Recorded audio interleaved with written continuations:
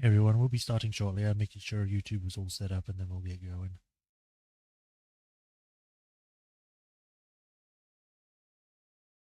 Okay, that's that done.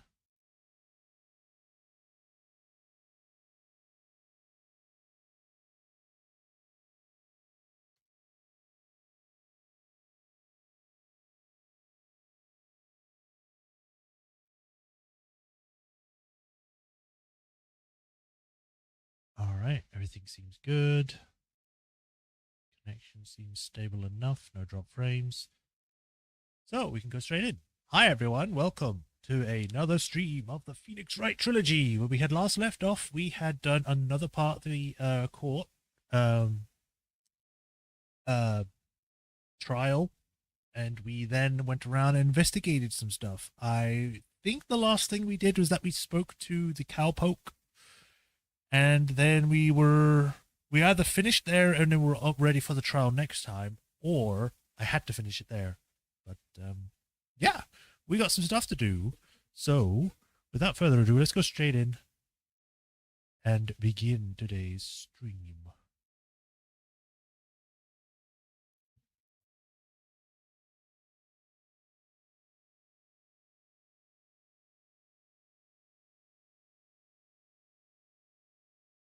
Oh, right, I forgot to bring up the thing. Whoops. Let's do that right now. I knew I'd forgotten something.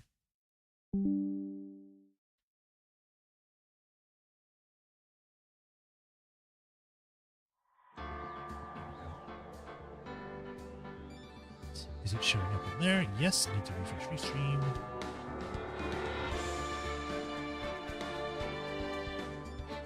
Alright, cool.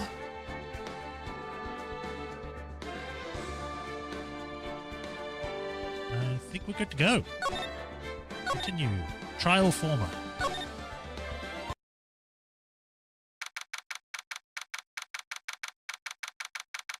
February 24th, 9:41 a.m. District Court, Defendant Lobby number 2.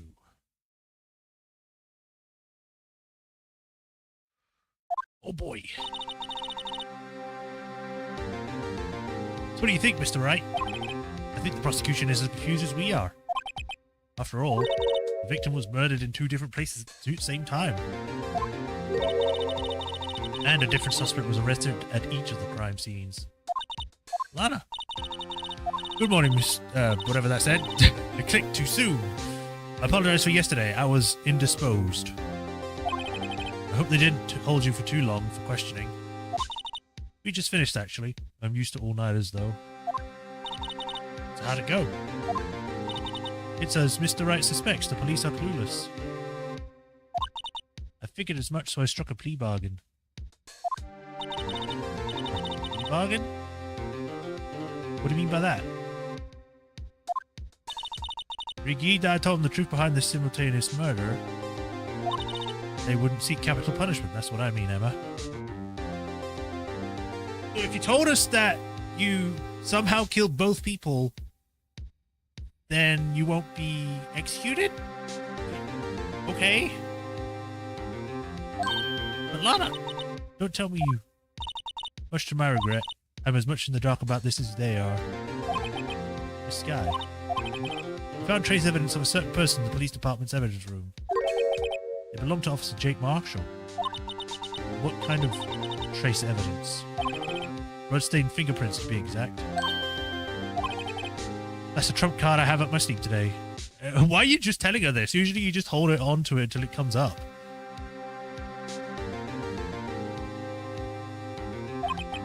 You do understand what this means, don't you? In order to defend my sister, now you're going to accuse Mr. Marshall? You have to play the... God damn it! I didn't even press it that hard. You'll have to press something Marshall. Do what you have to do, Mr. Wright. 10 a.m. Court is now in session for the trial of Miss Lana Skye again. The defense is ready, Your Honor. Prosecution is... I need to get my voice back for him because I've spent a day not being able to do it. Huh? I'm afraid you'll have to clarify. It takes 30 minutes by car to reach the police department from the prosecutor's office. Yet the victim, Bruce Goodman, was slain at both places at the same time. But that's not physically possible, is it? What's more, I hear the victim from the evidence room just disappeared. Yes, and the body eventually reappeared in the trunk of Mr. Edgeworth's car. Wow, this is one messed up trial. Why are you acting as though we just learned this? One of my duties as prosecutor is to present impartial evidence. Today I'll present evidence relating to the murder at the police department. In so doing, I believe the way in which we should proceed will reveal itself. Now that sets Mr. Edgeworth apart. He sounds so on top of things, even though he doesn't know what's going on himself. And that's supposed to be an admirable trait? Very well, let the trial resume. On the day of the crime, what exactly transpired at the police department? Mr. Edgeworth, you may call your first witness of the day to the stand. For its first witness, the prosecution calls the suspect of the murder that occurred at the police department. Yay, I gotta do that voice more. The suspect? You mean the so-called murderer? No, we mean the guy that did his hair. Oh boy. He's getting wild from the get-go.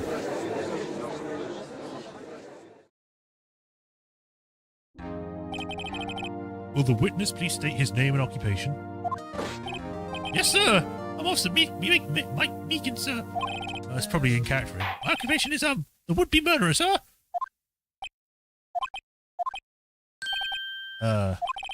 You're telling us you're a professional killer? Sir, it was me, sir. I'm the one who did it. I'll never kill anyone again, so you gotta believe me, sir. Actually, what we'd like to hear from you is... Sir, I know what you call part of the younger generation, sir. A person whose actions adults couldn't possibly comprehend. Please, Mr. Edgeworth, sir. Please help me, sir. Officer Meekins. Yes, sir?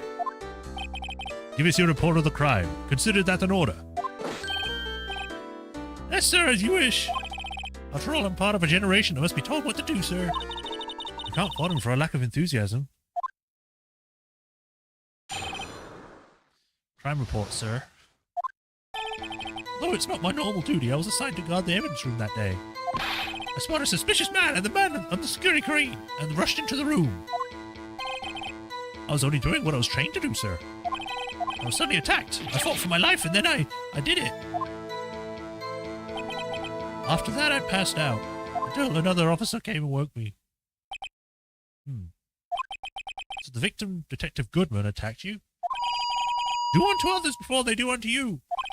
That's the Meekins family motto, sir. I see. Then you fainted and the colleague helped you regain consciousness. Yes, sir. He knocked me upside the head, sir. Very well. The defense may begin its cross-examination. What I need here is more info to work with. We're gonna press him until he squeals. Mr. Meekins, you work for the General Affairs Department, do you not? Yes, sir. I'm in charge of hiring new recruits, sir. Really? Yikes, now there's a scary thought. Evidence transferal was taking place on the day of the crime, which meant many officers were given special tasks not ordinarily performed. I was in charge of guarding the Blue Badger, sir. The Blue Badger? Yes, sir. The lovely police mascot created by the Chief of Detectives, sir. We're gonna see this guy a lot. I was to ensure it wasn't broken during the transferal process. That was my sole mission for the day, sir.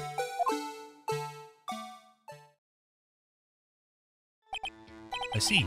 Sounds like a very, important mission. After the award ceremony finished that day, there were so many people running around. I relocated the Blue Badgers to the evidence room. Oh, so that's why you went to the evidence room.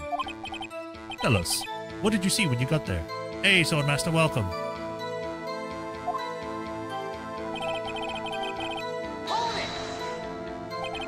In order to enter the evidence room, you'd need an ID card, am I correct? Precisely, sir. You have one right around my neck. So then, your ID number should be listed on here, right?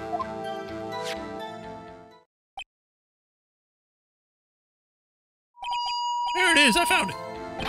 This is the one right here. Could you please read us the number? Yes, sir. It's 4... Oh, no. 4989596. That's my number, sir. I see. Huh? But the number 4989596 is shown as being used twice. Please explain, witness. It's no real mystery, sir. The first time was when I relocated the blue badge to the evidence room. And the second time was when I went to get him after everything settled down. I see. So it was during the second time, then. Yes, sir. That was when I spotted the man on security camera. Then I added to the ID card record. ID 21st of the 2nd.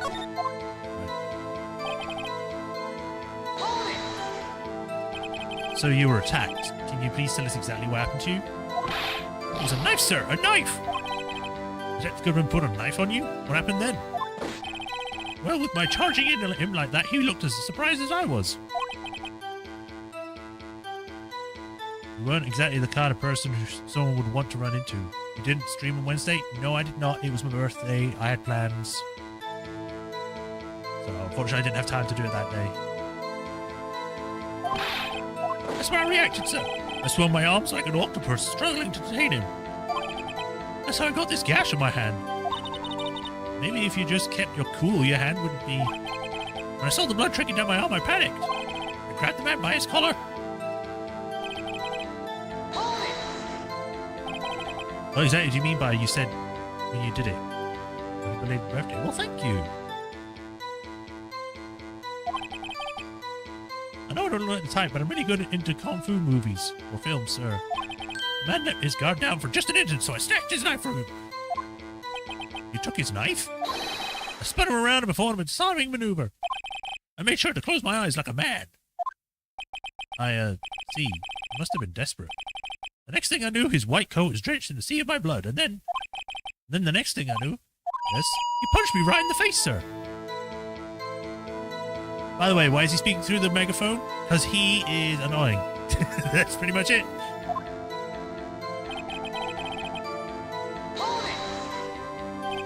About what time did you regain consciousness? No offense, sir, but how am I supposed to know what? That, I was unconscious. Oh, right. According to the report from the officer that broke up the witness, it was around 5:30 p.m. He hit me right in the head, too. I woke up crying tears of pain. That's nice. I mean, it's nice that you recovered, that is. When I came round, though, that made sure to finish my mission, sir. Your mission?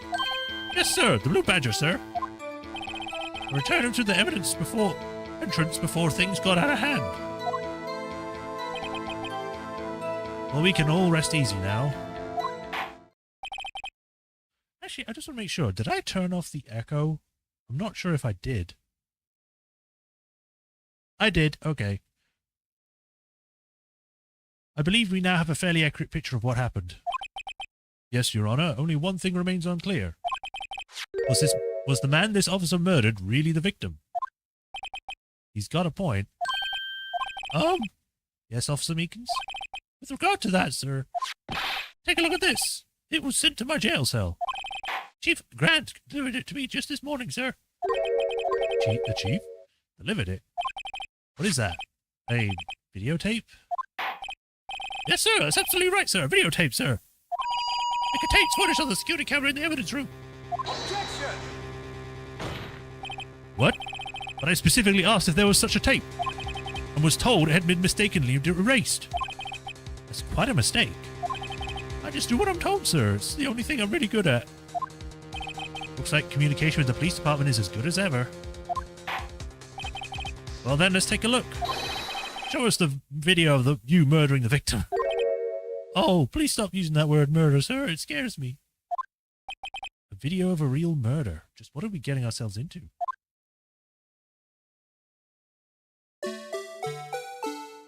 Oh boy, it's at like 5 frames per second. And it's really low res.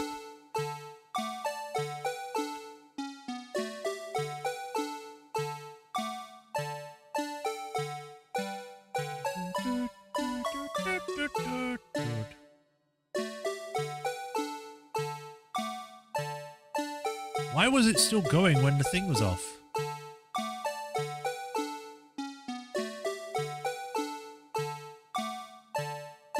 This grimace.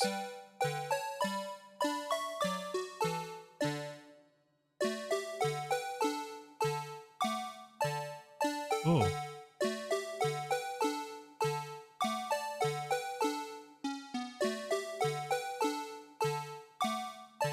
Why is the mess got in the evidence room? Because you put it in there.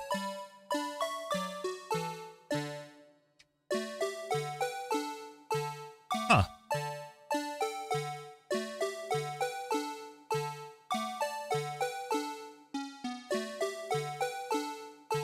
Ooh, that locker now has something white sticking out of it.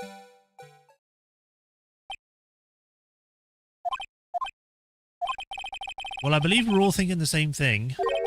How can we deal with these unsettling feelings stirred within us? What the hell was that wiggling piece of plywood? Sir, that's the pride and joy of the entire criminal affairs department, sir. It's the Blue Badger, sir.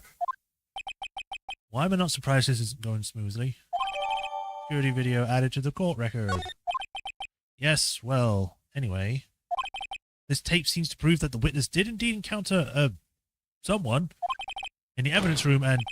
Your Honor, instead of relying clearly on incomplete footage, the witness testimony will suffice. Is that alright with you, Officer Meekins?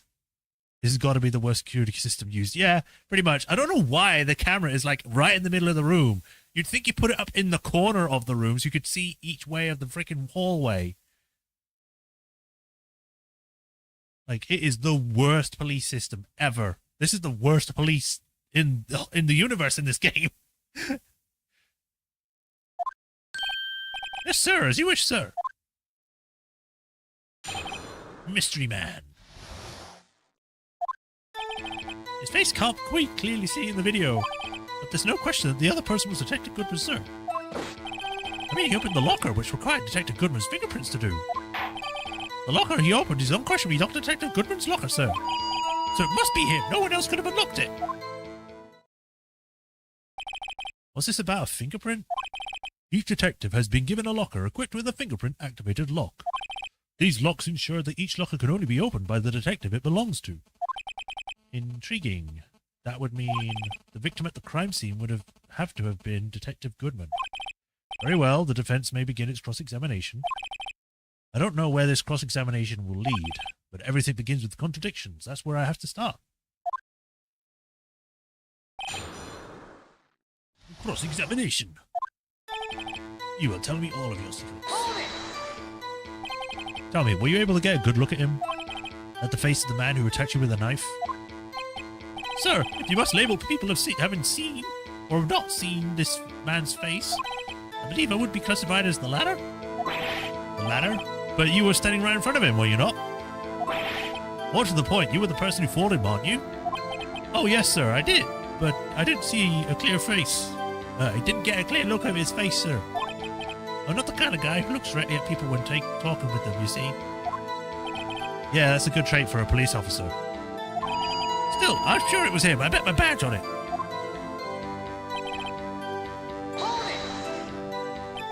But you don't know that for sure, do you? You never actually saw Detective Goodman's face. Well, I suppose you might say that. That is, if you must label people as having seen or not seen it, since his face can't be identified in the video, only you can verify it. Why is everyone looking at me? If I had to label your stares as disturbing or... Beacons! I haven't been shown... I got stuck for his voice for a second then. Haven't been shown a questionable video at best. We are not in the best of moods. Now please be more certain when you testify.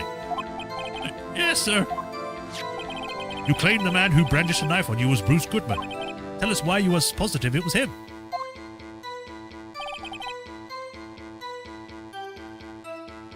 I don't know if I can present evidence now or if I can... Because I think I know what the thing is, because we saw something fall out, which means that the door wasn't fully closed. I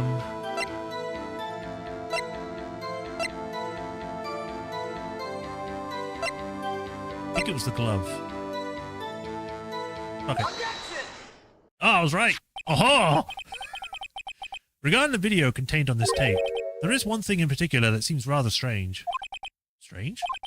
This contradiction leads to the possibility that the man may not have been Detective Goodman. What? This video contains such a contradiction? Objection! Interesting. Your Honor, I have a proposal. Yes, Mr. Edgeworth? I propose we have the defense point to us the alleged contradiction in the video. Well, I would have done if you didn't interrupt me, Edgeworth. God. He would want me to point it out. Very well. Proposal accepted. Let us further inspect this piece of evidence. I will now play the security tape. Mr. Wright, please show us the contradiction you speak of. I have to point out a problem in the video.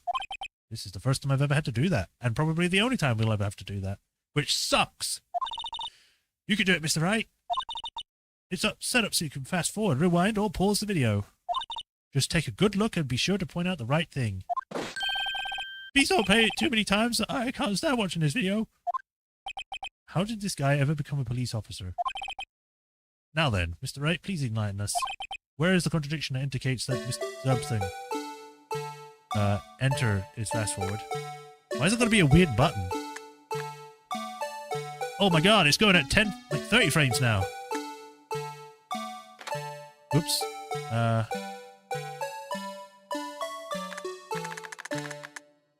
we go. Take that! The thing that's strange about the video has got to be this. Yes, that is strange. Something seems unnatural about it. What could it mean? Sorry to interrupt, Mr. Wright, but you seem to have forgotten the point of this exercise. The point? What are you looking for is the one thing and one thing only. Something that indicates the man may have not been Detective Goodman. Oh yeah. Phew. Almost walked right into the defense's trap. I'll place him under arrest, sir. Rats. I need to slow down and tackle things one piece at a time. Now what do? That was the right thing, though. Or do I have to point it at the right specific point? Wait. Hold on a minute. I think I just pointed out the wrong thing. Very well, let's try this again. Just remember one thing. Say the pointing finger at us. Okay. Yeah.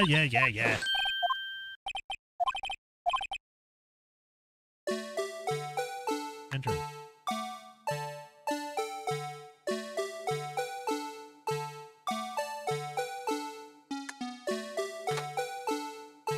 Okay, so I might need to actually do before he touches it.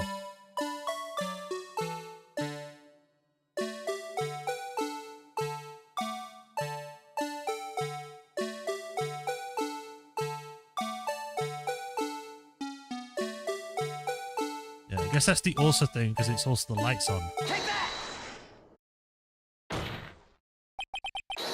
The strangest part of the video has got to be this. Officer Meekins. Sir, do you mean me, sir? There's no other guy called Meekins here, so yes. As I understand it, the locker... the apparatus works like this. Can this music not play? When you grab the handle, a sensor reads your fingerprints if it's a match. The light turns on and the lock is released. According to my very limited experiences, that's the way it works. I understand it, sir. If so, then something is seriously wrong with this picture.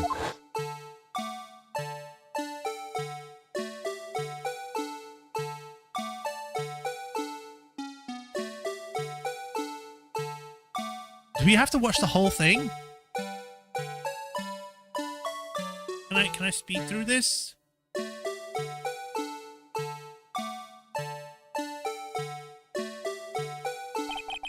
When the victim reaches for the handle to open the locker, let's rewind a little earlier. Oh my god. I have to watch it twice. Now I understand why they didn't do it again, because they kept doing it like this. Here, notice the light. What's this? It's already lit. Precisely my point, Your Honor. The locker was already open before the victim grabbed the handle. Finally, back to good music. Ah! Ora, what's the meaning of this? It's very simple, Your Honor. The locker wasn't locked on the day of the crime. Objection!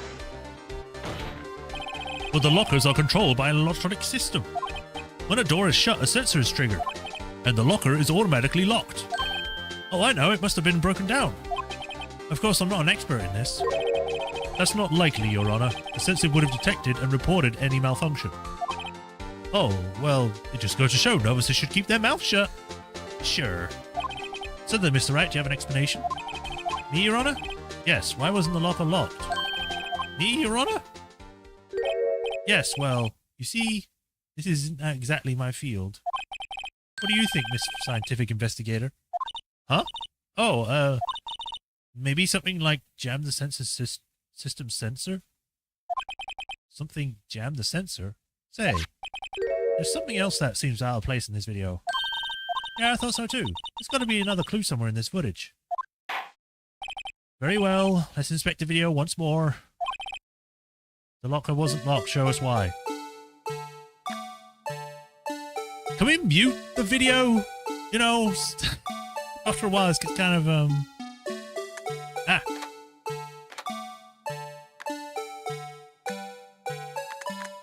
God damn it.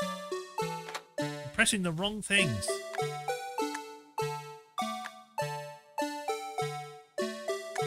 There we go.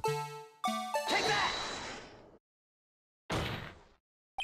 Please watch closely. This is the continuation of the part I showed you earlier. Finally, the music's gone. Either that or I've gone deaf.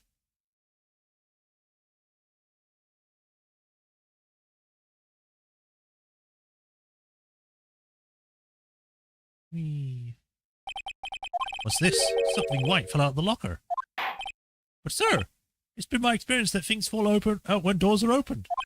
When often we can't be sure that the item was completely inside the locker to begin with. What do you mean? The sensor triggers the lock when the door is shut. What if something was inserted, say, between the sensor and the door? Inserted? Yeah, they turned the music off because they probably realized how annoying it is to keep hearing the song, so...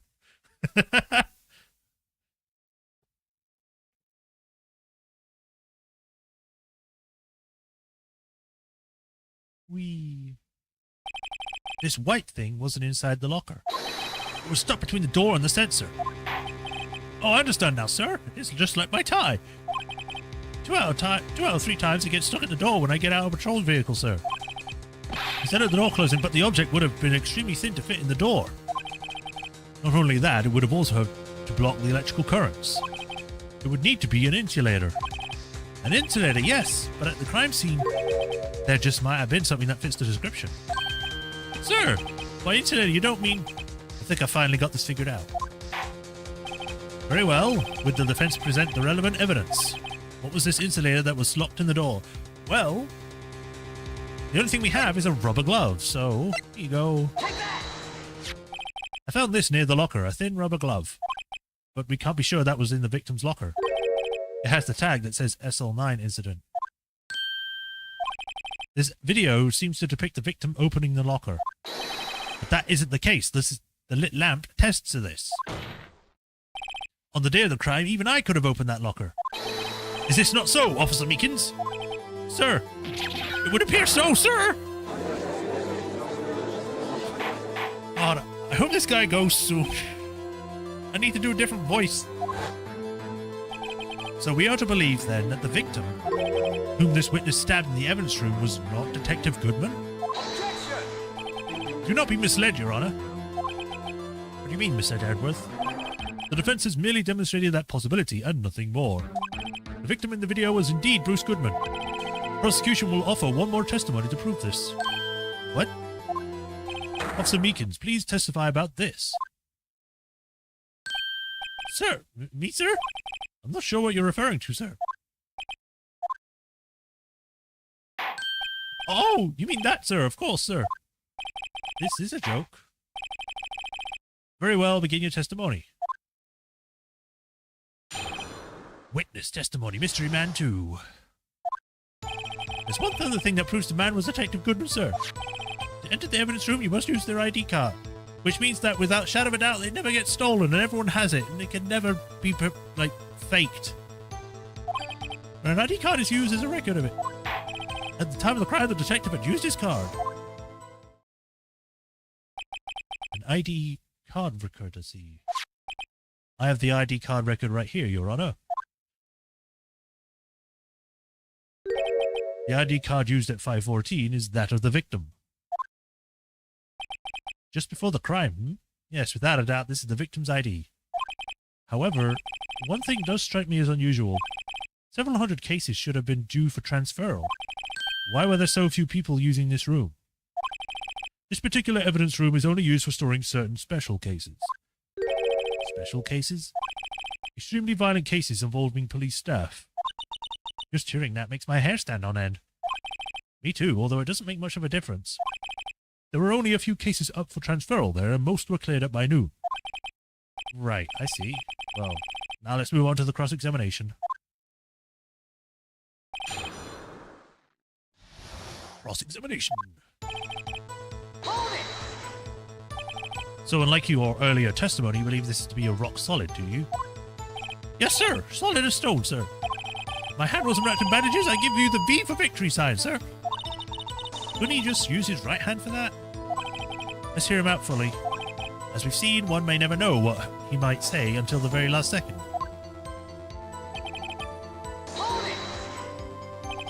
Is that card hanging from your neck one of those ID cards? Yes, sir. This card right next to my cuff, sir. Keep it here, sir. I won't ever forget it. But what if someone were to steal it from you, keeping it out in the open like that? Maybe I shouldn't wear it around my neck. Remember when I said 2 out of 3 times my tie gets stuck when I get out of my car? Well, the remaining time is my ID card that gets stuck. Instead of the door locking, maybe I should just leave this one alone. At any rate, police officers only have one card. Both the police department and the prosecutor's office can attest to this, because, you know, the prosecutor's office apparently the police. Please proceed with your testimony. Let it be noted that this is the record that the witness referred to that we already pointed out, but we're going to tell you again. Let me see. Yes, that would be it, Detective Goodman. What's the matter? According to this, Mr. Edgeworth, your name is on here. So it is, Your Honor. Not that prosecutor again. Hey, maybe he's behind all this. Mommy, is that man in the blue a murderer? Shh, don't stare at him. You've got the wrong colour, kid. It would seem Inquiry Committee will want to speak with you again today because you have apparently an ID card. Why? I have nothing to be ashamed of regarding my actions or their consequences. For now, let us continue with the cross-examination. Poor Mr. Edgeworth. Must be so difficult for him.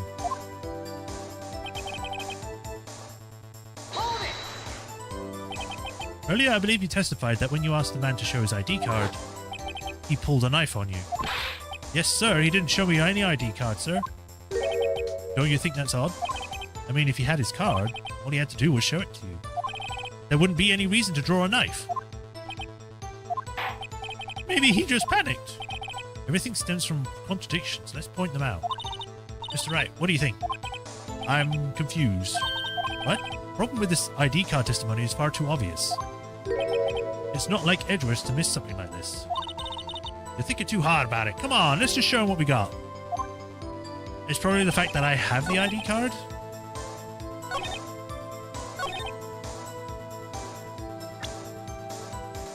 Objection! Yeah, because I have it.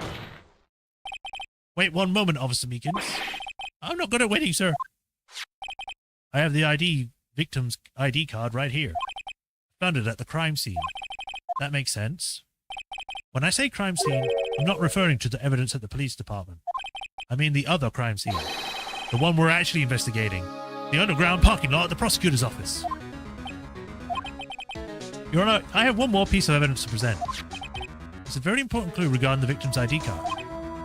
A lost item report is only half completed.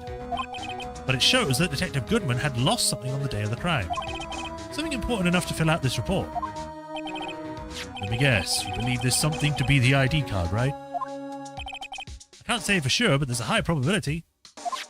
On the day of the crime, Detective Goodman was not carrying his ID card. Order, order! So now, what does this all mean? It can only mean one thing. It doesn't even require much thought. The man Officer Meekins encountered in the evidence room was not Detective Goodman, but rather the man who stole his ID card. Order. Does the prosecution have a response? Edward's like, it's bullshit, Your Honor. I have only one thing to say to the defense. Bravo, Mr. Wright. Bravo. Allow me to summarize the defense's argument. At 5:15 p.m. on the day of the crime, the man in the evidence room Officer Meekins encountered was not Detective Goodman. There are 2 grounds to support this. First, the locker in the evidence room was already unlocked. Second, the victim lost his ID card. Am I correct so far, Mr. Wright? Yes. What's he up to? Oh, I think I know. He's trying to make it so then if he's not Officer Goodman, then the one that got killed in the parking lot was him. So our person that we're defending is the killer, because it's the only explanation. That's my thought as to what Edgeworth is doing. That being the case, we must inevitably arrive at a single conclusion. If the victim in this video is fake, then the murder in the evidence room is also fake. In other words, the security camera does not show the instance of the murder. That is... Well, I guess that's right. Is something wrong, Mr. Wright? Only moments ago, you seemed content to be pointing your finger around. This isn't going to end well. Well. Seems you finally realized exactly what you've gone to such lengths to prove. Explain yourself, Mr. Edgeworth. The defense has already done the explaining for me. The victim in this video is a fake, which means a murder did not take place. At the police department at 5:15 on the day of the crime. So the real crime could only have taken place in one location, the underground parking lot, at the prosecutor's office, the murderer being this Lana Sky, the defendant. The evidence room is compelling, or the evidence is compelling. A trustworthy witness observed the moment the defendant used the murder weapon. Well, she's not trustworthy, but I get it. Why did I say twust? Ah!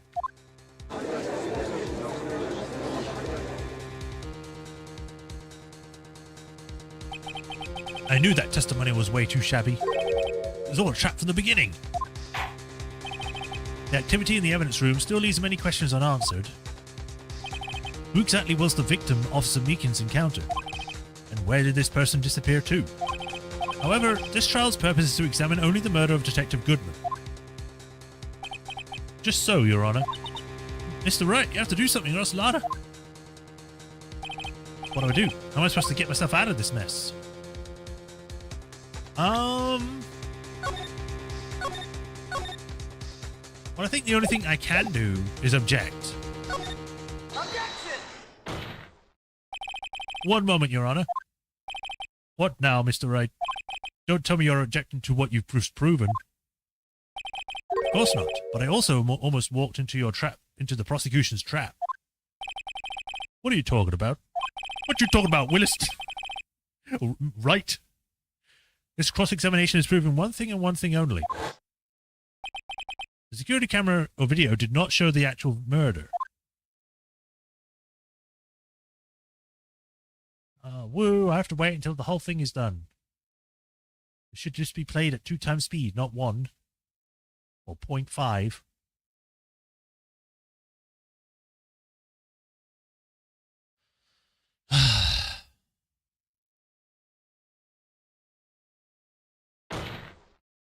However, it cannot be said that it is unrelated to the murder in the parking lot.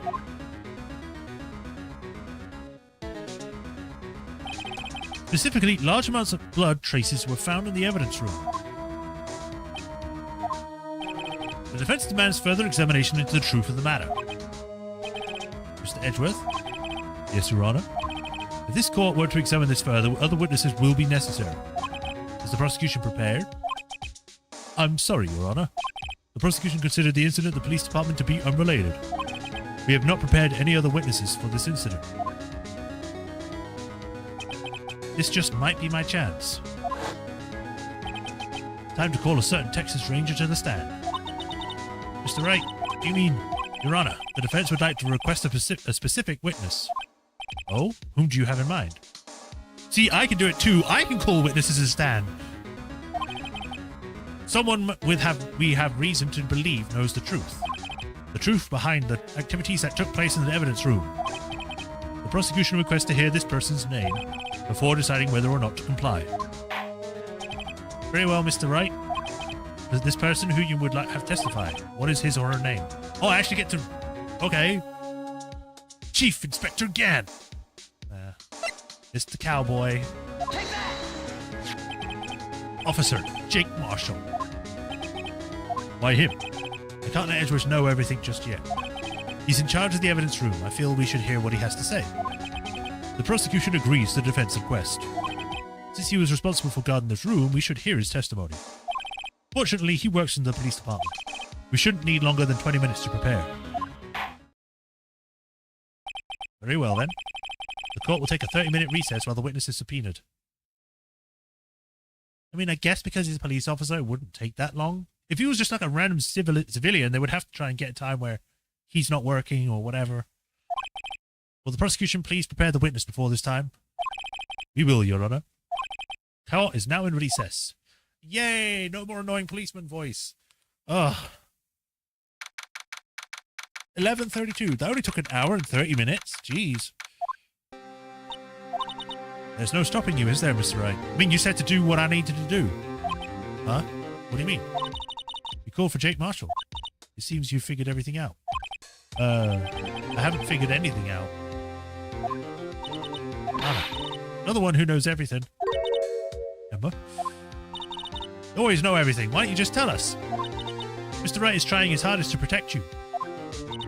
I don't recall ever asking for his protection. You literally... He's your defense attorney. He's your only protection. What?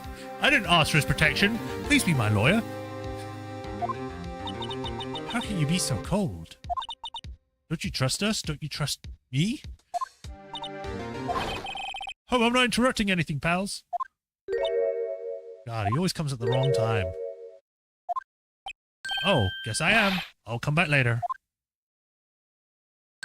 Wait, Detective Gumshoe, what is it? You got a lot of nerve, pal, making a detective run around all day while on duty. To top it off, you called me here. I've been seeing happy people at funerals. Sorry, detective. Better be, pal, huh? Hey! Hey! Hey! I didn't see you there, Chief Prosecutor Sky. You have good reading. Well, thank you. Just sorry. I've actually been told that a few times. I don't know why. I think I could read better than I am. But thanks. That's okay. So, have you brought what I asked? Oh. You mean this, right? My apologies, Detective. Due to my present circumstances, I was forced to use Mr. Wright's name when making my request. My name? Never in a million years would I have thought it was you who asked me. Could I bother you to bring me the SL9 incident files? I'll need them by noon. Talk about crazy. The SL9 incident? Alana, that's... I thought Mr. Wright might need them, so I had them brought here. Words really do you good, Major. Thank you. I am good word man.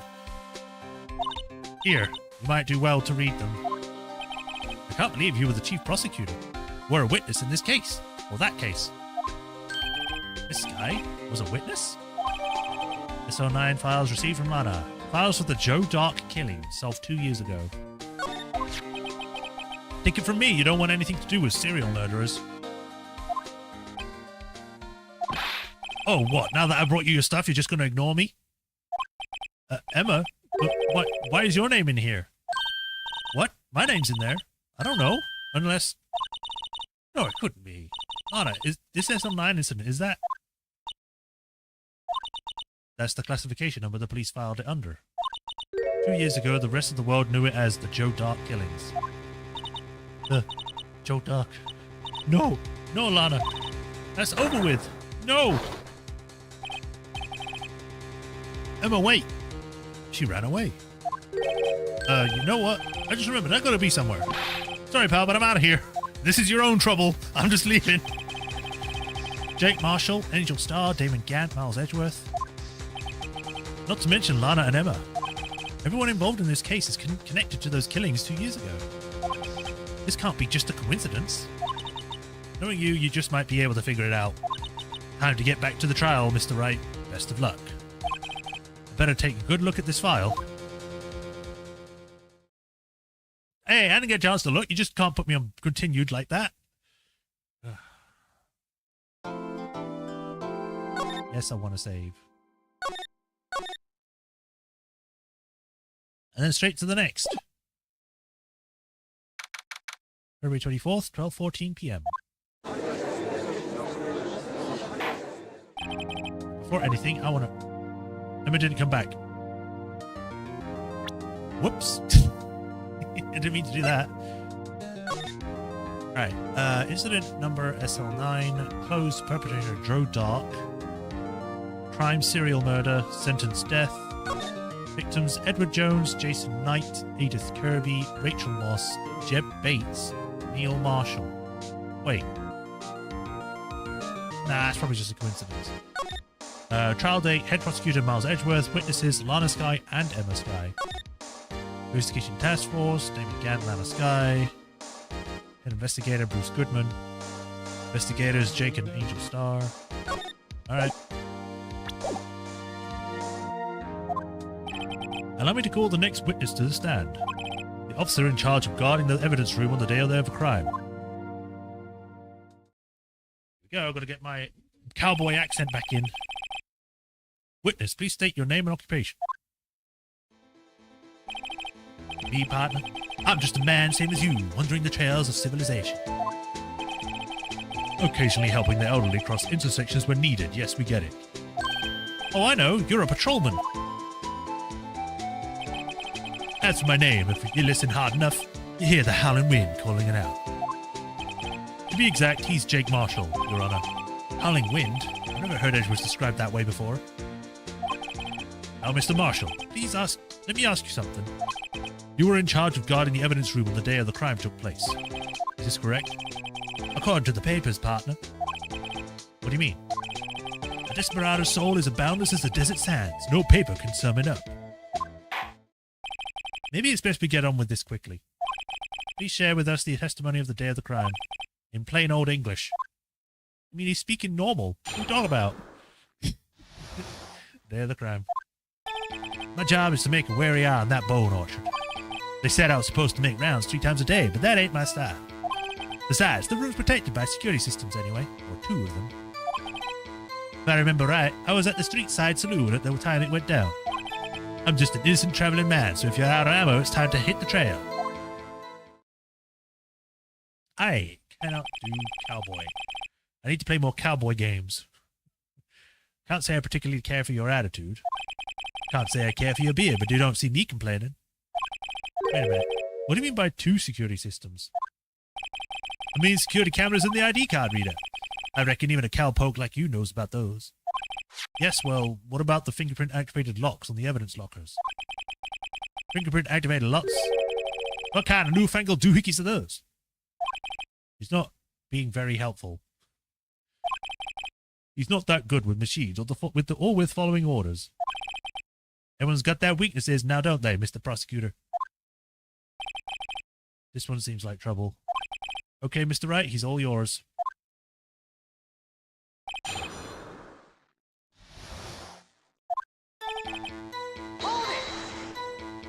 How exactly did you keep an eye on the evidence room?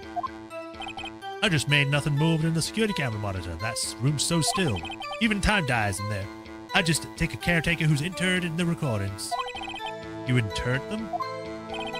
Videos of nothing that aren't useful. When the time would come, I'd erase the tape. If nothing unusual is recorded, tapes are meant to be erased every 6 hours. That seems way too short of a time, but okay. Each time I erased a tape, I'd feel like I was erasing part of my life. Yeehaw! This guy has a flair for the dramatic, but it isn't going to do him any good. So in actuality, you don't actually enter the evidence room?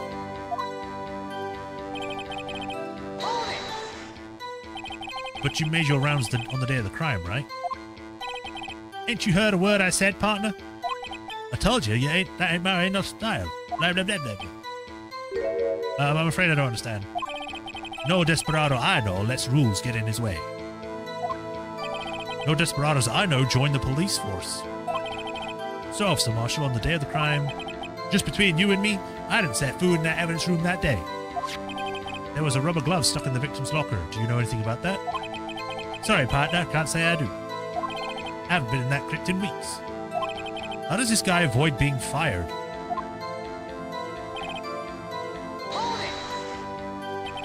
You used to be a detective, so you used the evidence room in the past, correct?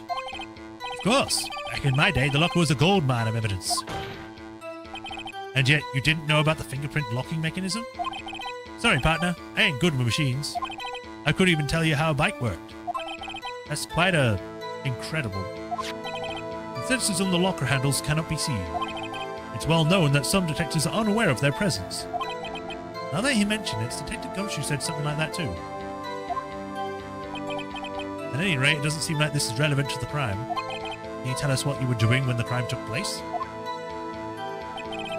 I don't need to read that. What were you doing in a place like that? I was eating spaghetti.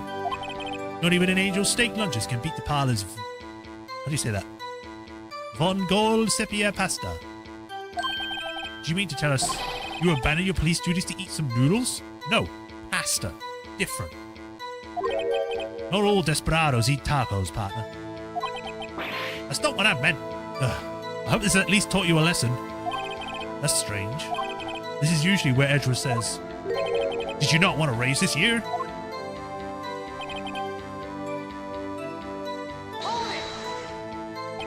Out of ammo, Officer Marshall?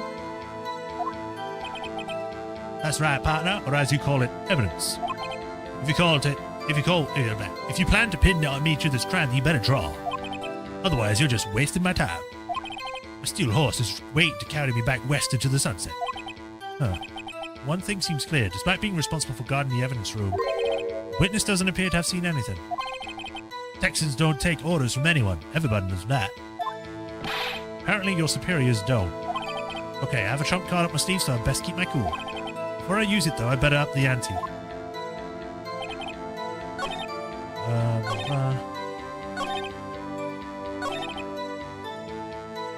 I'm not sure where I would present it, because I'm pretty sure the ID card stuff has stuff on him. No. Okay, so he didn't enter.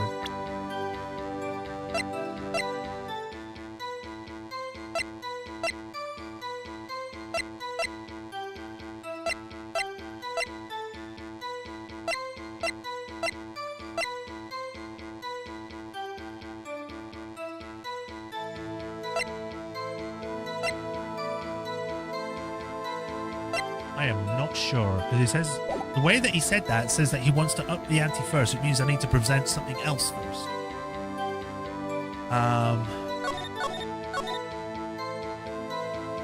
Bone Orchard.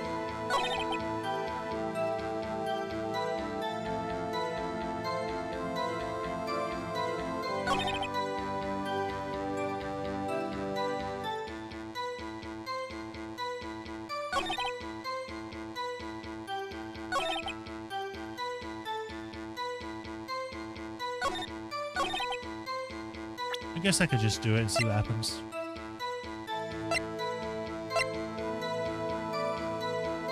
Objection! Yeah, I guess it is that one then. Officer Marshall, doesn't it strike you as odd that that is you being called in to testify like this? After all, you weren't in the security room at the time of the crime, and yet you dragged me down here. Explain yourself, partner. Quite simple. You left a very large trail behind at the scene. Or to be exact, a handprint. This is real good, partner. Like I said, I'm the caretaker of that crypt. I pay my respects, that is, make my rounds about once a month. Once a month? It's only natural my fingerprints would be in there. Objection! I only wish it were, officer. But you see, your fingerprints were covered in blood. Witness, what's the meaning of this? Your blood-stained fingers were at the crime scene? The blood was wiped away. However, a luminol test clearly revealed this. Well, Officer Marshall, it seems to me there ain't a reason in this room with a head on the shoulders. Or ain't a person. I take it you have an explanation then, Officer Marshall? About the blood-stained fingerprints? Very well, you begin your testimony about your fingerprints found at the scene of the crime. Cut myself shaving and I managed to just wipe it on my locker or whatever. Like I said, it's only natural for my fingerprints to be on the evidence room. One of them might have just happened to be in the same place as that blood-stained handprint. The murderer touched the locker where my fingerprints was by chance.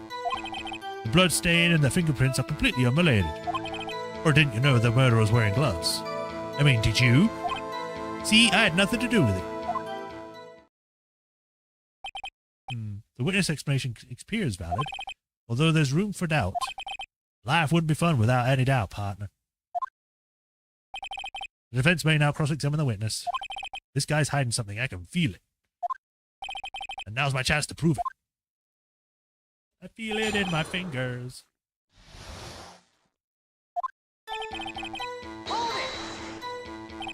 That's because you, how did you put it, pay your respects once a month? Yeah, that's right. That and one more thing. That locker happens to be mine. What? What do you mean? I mean by what I said.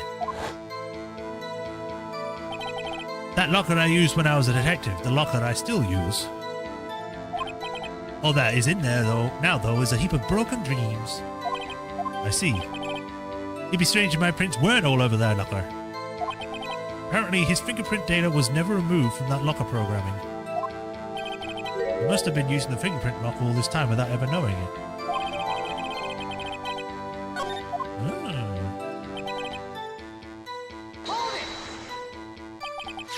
So then, what about the bloody handprint? Wasn't mine, it's no mystery. Please explain. My locker is covered with my fingerprints. It just so happened.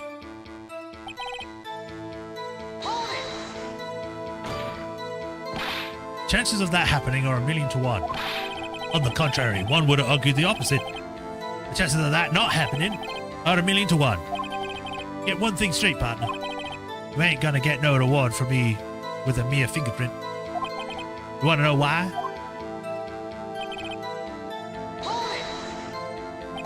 Unrelated? They're as different as night and day. Kinda like cereal and cereal. One's got to do with breakfast while the other type's a type of murder. He's right, although seemingly alike, they're totally different. I don't see what homonyms have to do with this. How do you know the murderer was wearing gloves? How do you know that? I may be a loner, but I'm still doing my job. I keep up on the reports. There was a blood stain at the scene, though thought to be left by the murderer. That's right. It was found in Detective Gumshoe's locker. However, no fingerprints were detected on that handprint. Oh yeah, I think we tried that too. So that would mean the murderer wearing gloves happened to place their hand on top of Marple Marshall's fingerprints? That's the only logical conclusion. Are you starting to get the picture, partner? The picture? The seal of blood is in the desert. It's just food for the buzzards. That there's only one reality, and that's this. Security tape. So long as my trail isn't in there, you can't say otherwise. This isn't getting us anywhere, Mr. Wright. Please consider carefully where you're going with this cross-examination. Yes, Your Honor. Now then, continue your testimony, Officer Marshall. Too bad it was me in that videotape, wasn't it? Right, partner? I mean,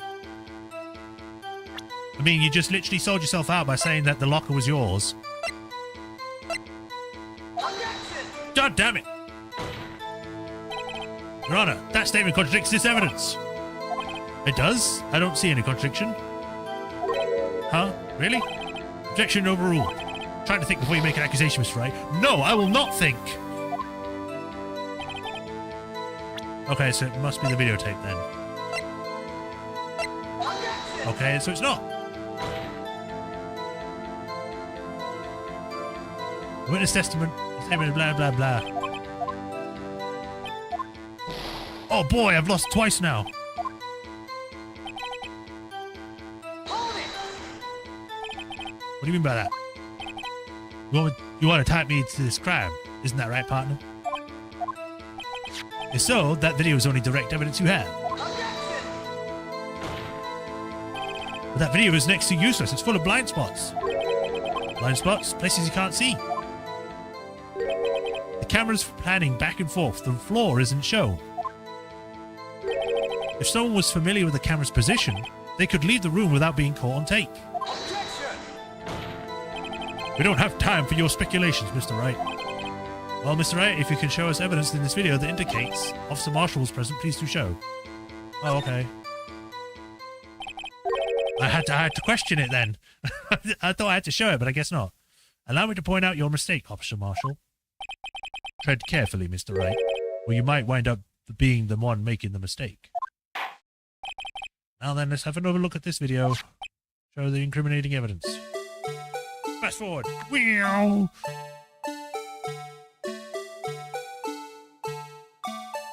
Do.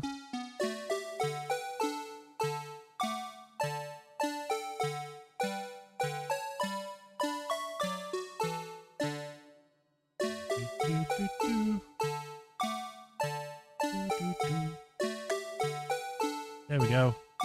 No! No! God damn it! It's because I didn't pause it. Oh. Don't watch this again. I wish it would this fast forward would go faster.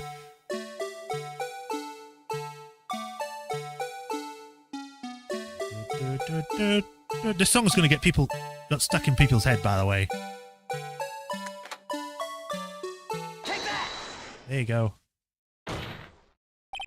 Bringing our attention back to the security camera is a mistake I'm afraid you'll soon not forget, Officer Marshall. The days are short in Texas, and so are our tempers. Could you sum up what you have to say in 8 words or less? Very well. You can clearly be seen in this video. Exactly 8 words. Not bad, partner. The key lies in a certain locker shown in the video.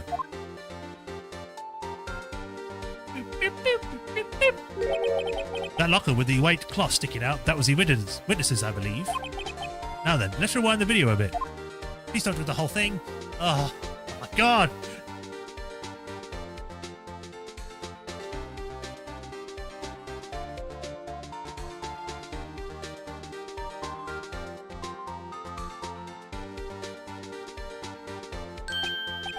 Oh, the white cloth. It's gone.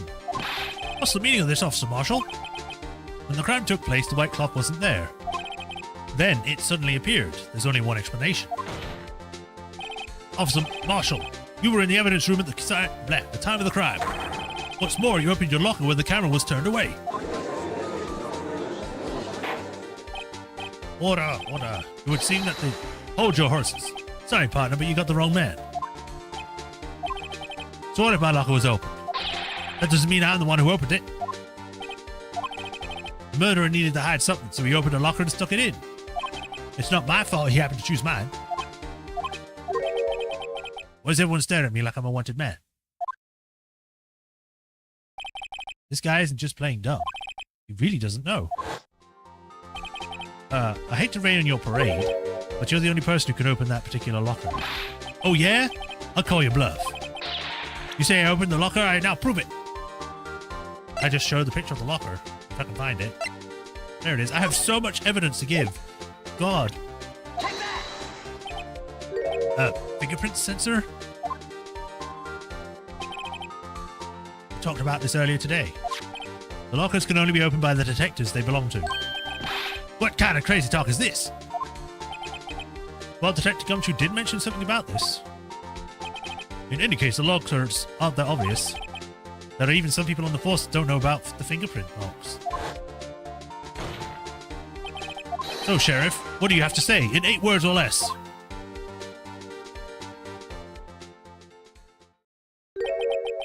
Only got 1 word for you, partner.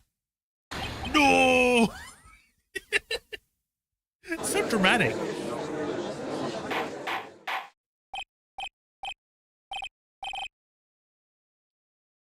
Order, order, order. Witness, explain yourself. Stretching 1 second. Oh, God. Oh, that was a good stretch. If this is a joke, this is the worst I've ever heard. I assure you, this is no joke, Officer Marshall. Now then, please tell us what you were doing in the evidence room at the time of the crime. I don't know if he's eating jerky or if he's just chewing on a cloth or something. Ole, please. Why did he say that? Ole, please answer the question. What is he now, a bullfighter? That's all right, the Officer Marshal. I believe we can figure out the rest from here. We can. Have a look at these floor plans.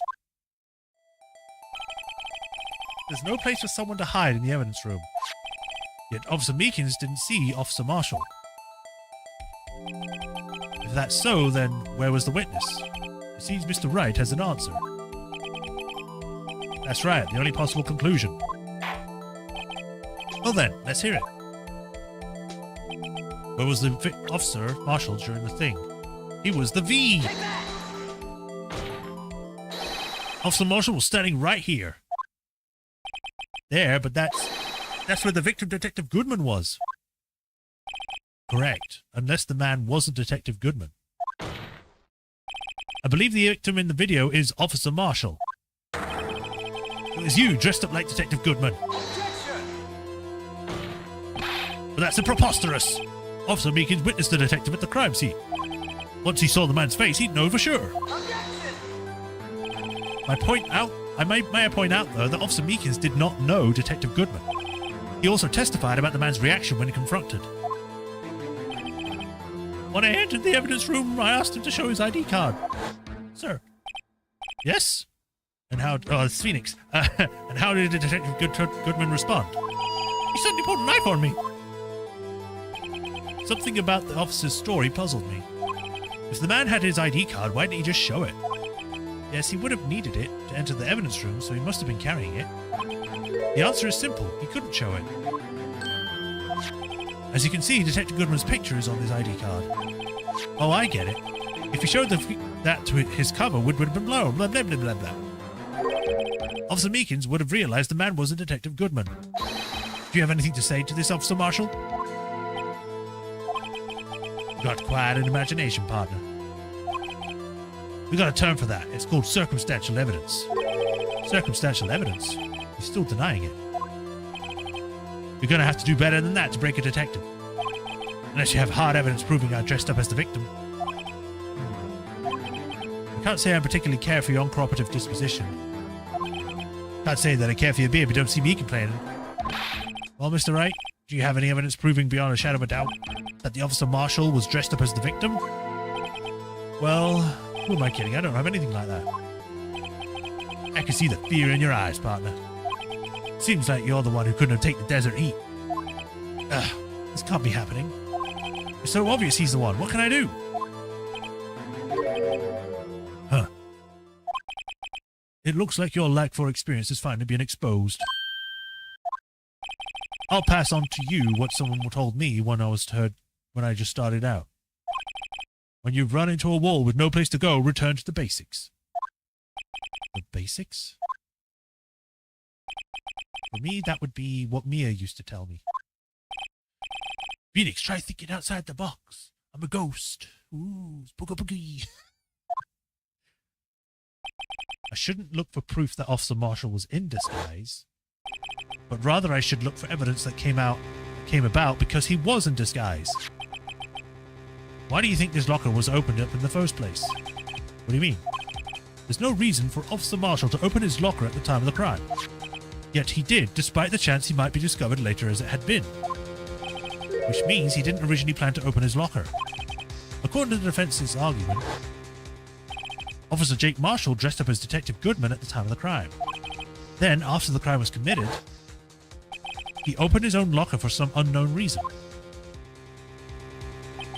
The fact that a white cloth is sticking out of the locker seems to indicate that he opened it in order to put the cloth inside. So, just what exactly is this piece of cloth?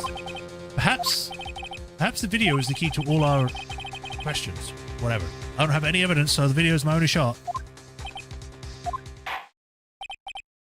Very well, let's take a little look at the security tape. After committing the crime, the witness opened the locker to put away the white cloth. Please show us why the witness had to do so. So, my thinking is that because his coat was covered in blood.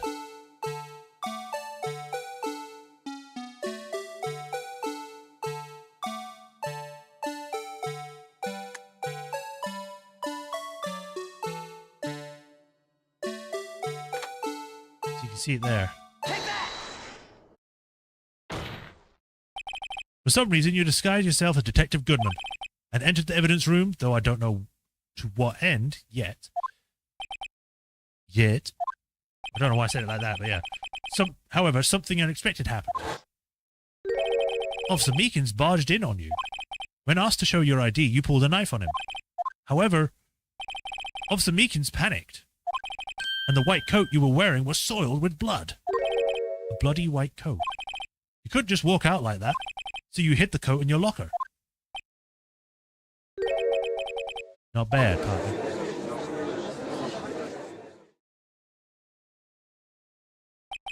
Now then, Officer Marshall, are you ready to tell us the truth? The whole truth and nothing but? Looks like you underestimated y'all. I hope you're happy now, Mr. Edgeworth. 2 years ago. If you were only half as persistent then as you are today, we all wouldn't have to be here now, now would we? Officer Marshall, tell the court what you did, all of it. All right. It seems the time has come. This accent is awful. I'm sorry any cowboys watching. I had to do it that day. I just couldn't stand by and let it die. I stole the detective's ID and helped and dressed like him. I planned to take out the evidence. I wasn't expecting Officer Meekins. I knocked him out. I managed to escape. I knew which areas would be caught in the camera. There wasn't any murder on the evidence room at 5:15. So the supposed victim was really you. But there's one thing I still don't understand. Traces of large quantity of blood were found on the floor in the evidence room. If no one was murdered, then how could that be? Officer Meekins managed to cut his own hand. My guess is he's the donor. It was way too much blood for a small donation. There was actually a murder in the crime scene area and we just don't know about it. It was years ago. I don't know. Hold it! When you say it, you mean... Do you even have to ask, partner? SL9 incident. 2 years ago have passed since the case was closed. If it was going to completely end with the transferal that day. Not if I had anything to do with it. That incident's not over. What did you hope to accomplish by sneaking into the evidence room? When a case is closed, only that case's lead detective can look through the evidence. I wanted to have a look at it myself one more time. No matter what the cost. I don't care what anyone says, partner. That case is mine. But Officer Marshall wasn't in charge of that investigation. Why does he care so much about it? That day was my last chance. That's why I... Hold it! So why did you disguise yourself as Detective Goodman? If I didn't make it look like Goodman was carrying out the evidence transfer, I'd be arrested for stealing evidence. Which wouldn't get me anywhere. So you did it to fool the security camera. And the detective's ID card? I stole that the morning of the incident. So that really was why Detective Goodman started finding out that lost item report. I returned his ID card. I left it on the floor in the prosecutor's parking lot. ID card I found was left there by Officer Marshall. So essentially, you managed to succeed despite your lack of foresight. What do you mean, partner? I mean, the fingerprint activated the lock, of course. No matter how well you disguise yourself, you can't change your fingerprints. Under normal circumstances, you wouldn't have been able to open that locker yourself. But he could because a rubber glove just happened to get stuck in the door. That means Detective Goodman must have opened the locker before Officer Marshall.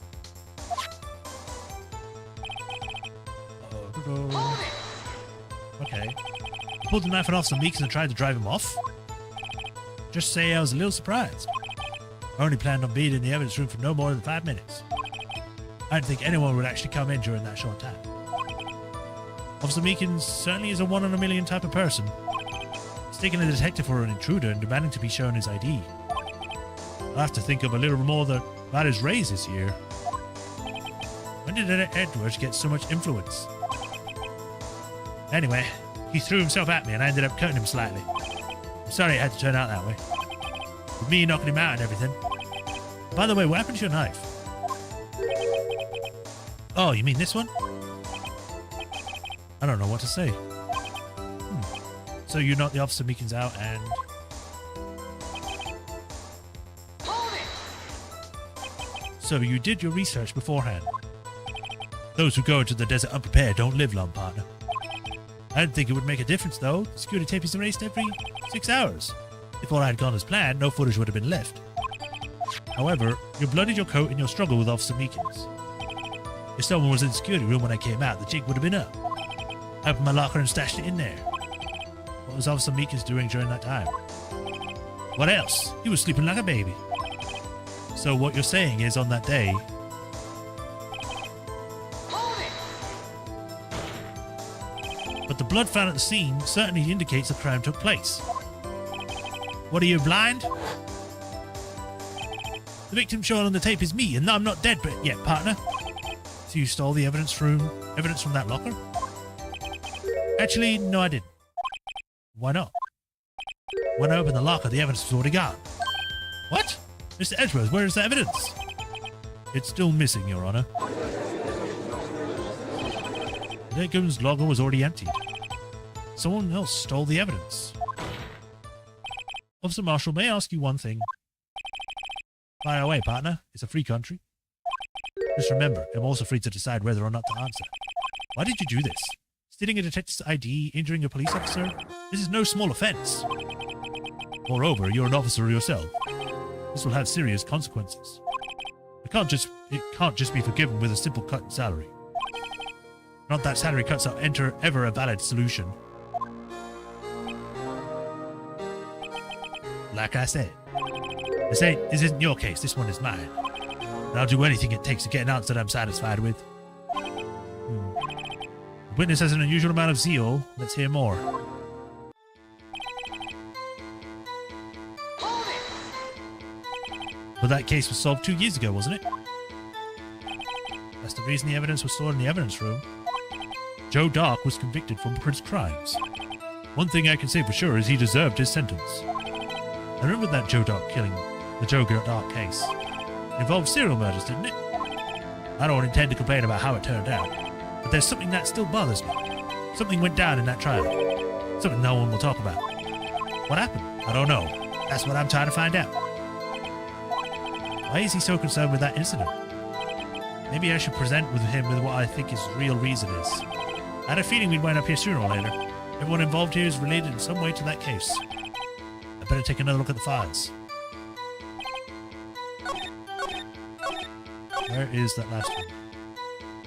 Alright, well I think I know what we need to show. Objection! Officer Marshall, I think I understand. I think I know why you care so much about the SL9 incident. Sounds like you've been slipping too much cactus juice, partner. I have the SL9 incident file here. The name Marshall is mentioned in here. In a list of murder victims, Neil Marshall. Are you related to this man? Neil Marshall? Yeah, I'm sure you heard the name. 2 years ago. You received the same lousy prosecutor award you got. What? A prosecutor? You must be talking about the King of Prosecutors award. Now I remember. Prosecutor Marshall. I'm combining the accents now. He handled the SL9 case before I did. That's right. He was killed, and the case fell into your hands. But what's his relation to you? He was my brother. He was investigating the murders with Damon Gadd, the then Deputy Chief of Police. He was this guy. The group of detectives I was part of worked under him. We were desperate to prosecute the killer. Joe Dark. My brother fought Dark and was killed. That was the first time Dark left behind any evidence. That was all we needed. He was a... What the hell is that word? He was arranged? Arranged? I guess it's arranged. It doesn't look right, that spelling. He was arraigned and incarcerated. The case was finally closed. So at least, according to the police records. What do you mean? But your brother just couldn't have been killed by Joe Dark. I knew my brother better than anyone. No one could have beaten him in a fight. And that's it? That was your reason for your insane reactions? There's more to my brother's death than what the records say. No matter how much you try to hide it, you can't fool me. Well, at least one thing's for certain. Now we know what happened at the police department on the day of the crime. That was the last day of the SL9 case could be reopened. Not satisfied with resolution, Officer Marshall planned to steal the evidence. Disguising himself as Detective Goodman, he entered the evidence room. Officer Meekins confronted him, so he rendered him unconscious and fled. Yes, this mystery has finally been cleared up. No murder took place at the police department that day. The things that happened by chance never cease to amaze. At exactly the same time at the murder as the prosecutor's office, the fake murder was going on at the police department.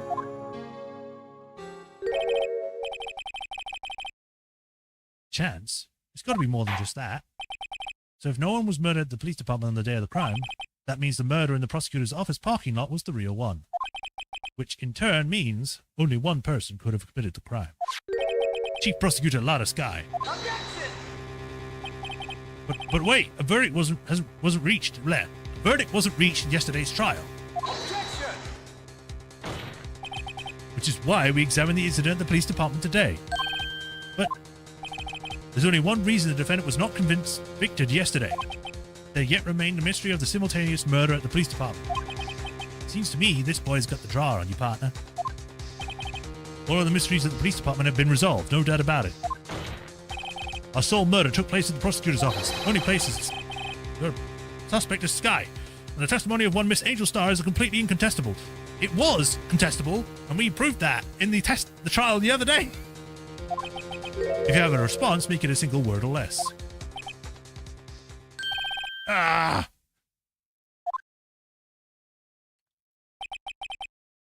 I rest my case.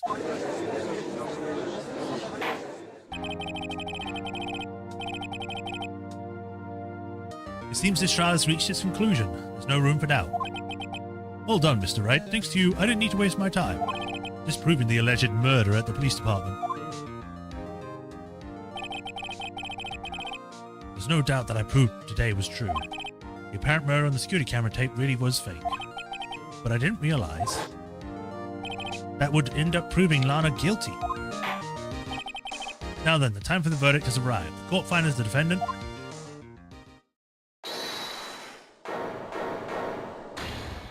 Oh, she's back now. You're on her way. Emma? The defense has an objection. A scientific objection.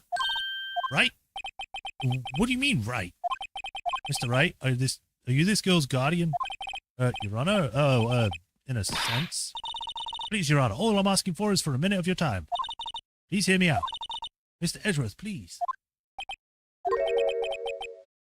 I don't want to leave any loose ends. You want a minute? I'll give you 3. 3 minutes? We can explain everything. I was kind of in shock. I mean, finding out the SL9 incident referred to the Joe Dark killings.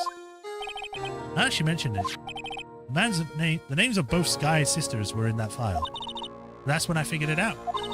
I mean, what Officer Marshall was trying to do that day. So I knew his fingerprints had nothing to do with the crime. That left only one thing, the other handprint. You mean the trace of blood found on Detective Gumshoe's locker? But no fingerprints were found on it, right? No, but I figured if I examined it scientifically, I'd be sure to find a clue. So, I ran over there and looked at it again. I ran away screaming no, but then I suddenly had a brain blast. So, did you find something? No.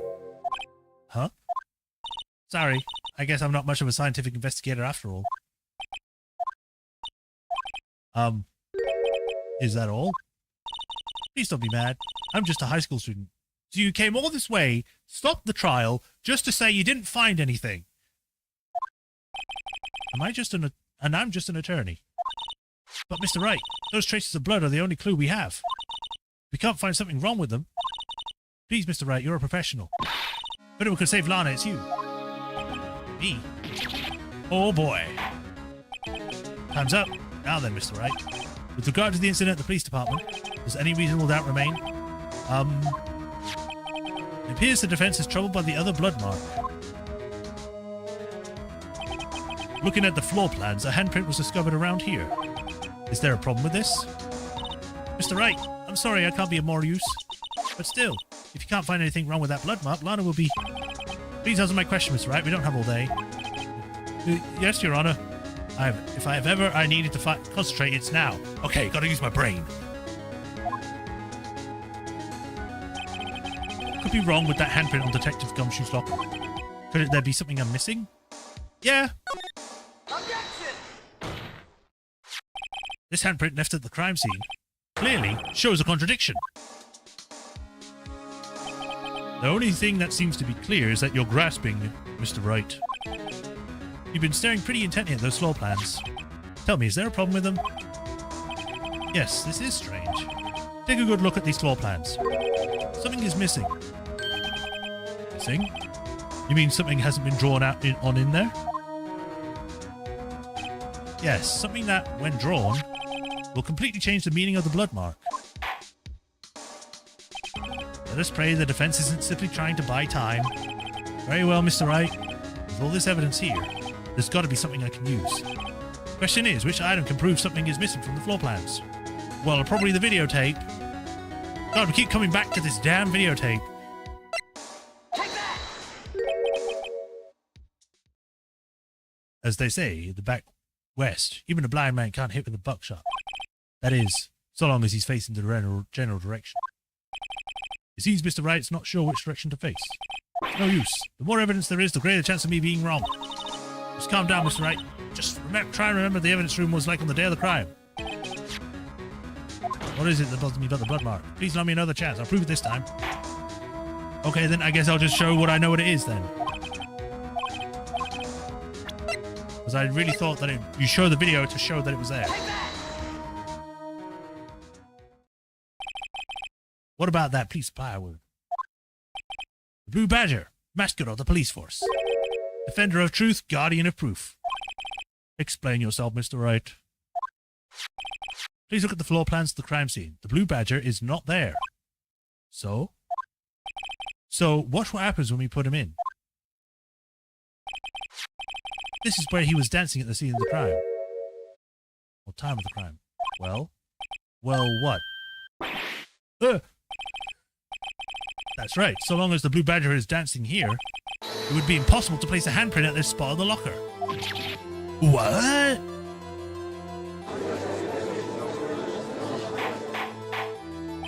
So that means, just exactly what does that mean? It means it can't be done. What are you saying? Blood traces were undeniably found on that locker. Don't look at me, I didn't put it there. Mr. Wright, think it through scientifically. Emma, on that afternoon, Officer Meekins was the one who brought the Blue Badger to the evidence room, right? After he put it down, it would have been impossible to leave a handprint on that locker. So that must mean this blood mark was left there before the Blue Badger was brought in? Just one moment, I will not allow such far-fetched balderdash in my courtroom. You've allowed so much worse than this. This is the point where you're like, oh, hold on a minute, that's too far-fetched. Not, you know, the freaking parrot or bringing in a kid on a box or something. This one thing, saying it was possible that it was there beforehand.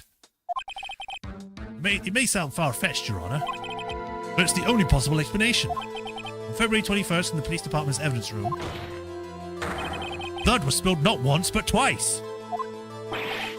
But how? One thing was captured on this tape, taken by security time. Officer Meekins cut his hand, from which a trivial amount of blood fell. Problem is the other time.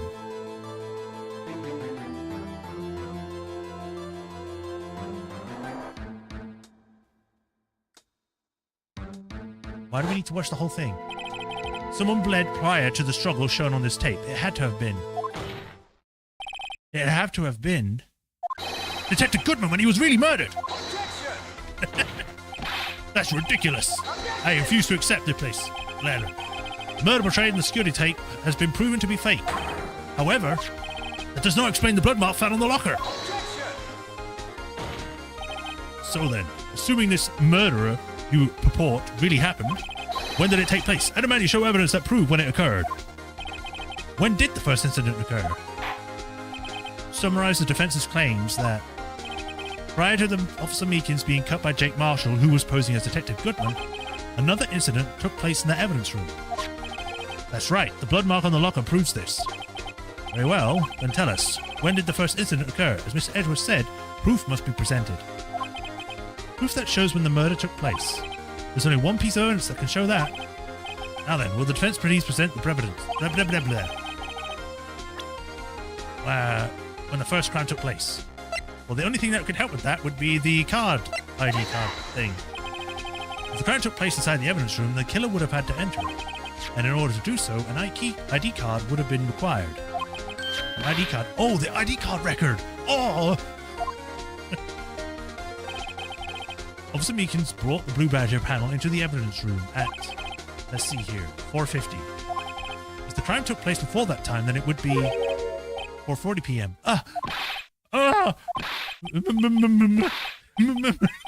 Miles Edgeworth! Just what have you done? You murdered someone again. I never would have figured you had the nerve, boy.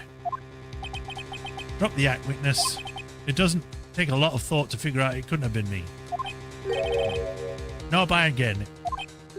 I'm afraid I don't understand either. It's clear from the luminol test that blood was there.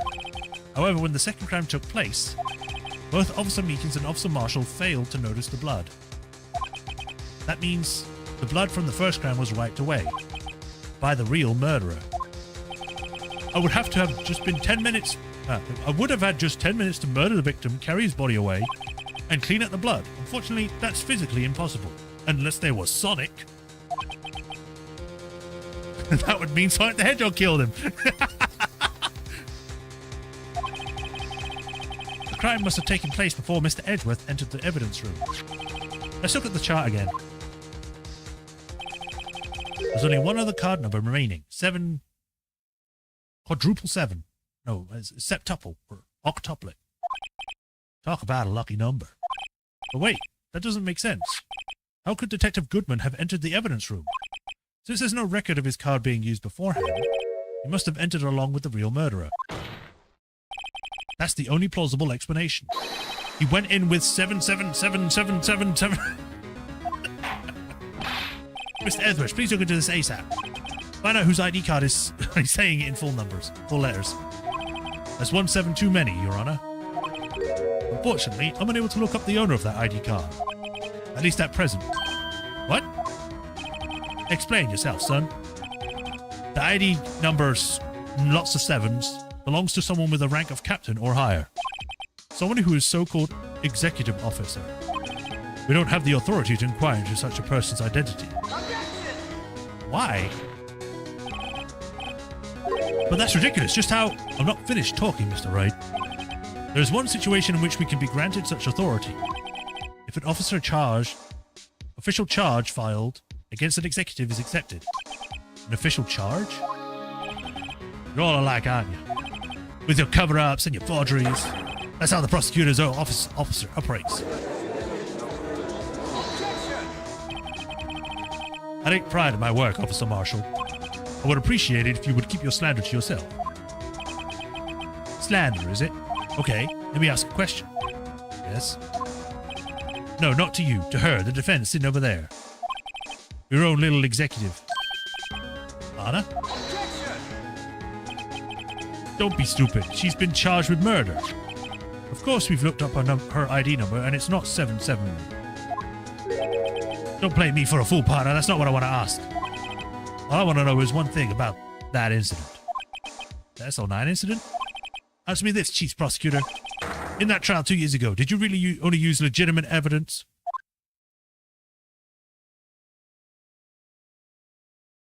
And she just gets up and walks to the stand. Do you need the witness to repeat the question, Chief Prosecutor? I heard him fine, Mr. Edgeworth. 2 years ago, I was in charge of the prosecution in that trial. At the time, we felt the powerlessness of the law. At least, I did. Lana! I became a prosecutor in order to suppress crime with the law. But before I realized it, we were the ones being suppressed by the law. Defendant, just what are you saying? I'll ask you again, Chief Prosecutor. During that trial 2 years ago, did you really present all the evidence in court? Can you look me, an investigator in that crime, in the eye and say you did? Chief Prosecutor, you didn't. I don't have to, Officer Marshall. Why would you answer it? Well, why would you answer him? Drastic crimes require drastic measures. That's just the way it is. We did what we had to in order to get him to, for him to get the verdict he deserved. But Lana, even if it involved forging evidence.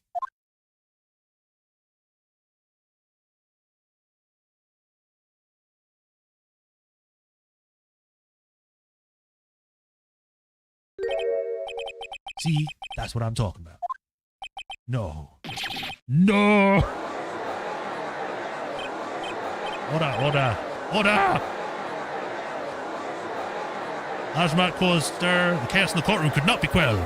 The conclusion of the trial would have to wait until the following day.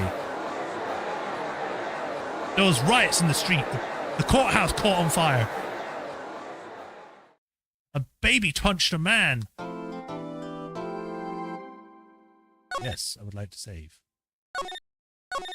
We're actually making good time. We're actually still not 8 yet, so we still got a few, like 15, 20 minutes, so we can go a bit further. February 24th, 3:12 p.m. I'm so sorry, Mr. Wright. I'm sorry for what my sister said. Oh, immediately replaying that. Drastic crimes require drastic measures. Blah, blah. That's just the way it is. We did what we had to do in order to get the verdict we deserved. Blah, blah, blah. I didn't know. I never knew that the SL9 incident was just another name for the Joe Dark killings. Sounds like everyone's heard about these killings but me. I mean, you didn't know about Edgeworth's crime. You're not supposed to just know every crime.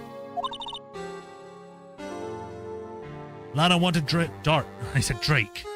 Wanted Dark convicted so badly. That's why she used me. That's why she used what happened to me. What do you mean, what happened to you? It's all there in the file. Joe Dark's last victim was Prosecutor Neil Marshall. When he murdered Officer Marshall's brother, he left behind an incriminating piece of evidence. But what did you have to do with those killings, Emma? On the night Prosecutor Neil Marshall was murdered, Joe Dark tried to kill me. What? He tried to kill you?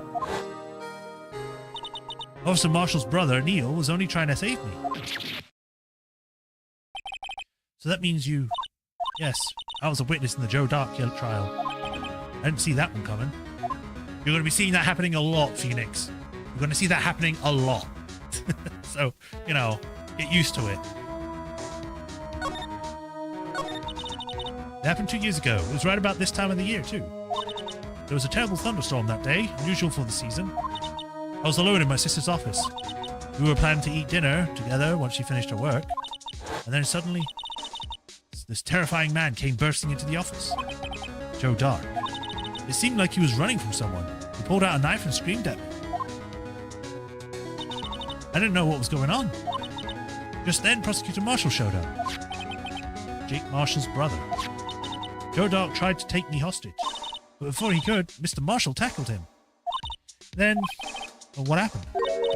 I'll never forget it.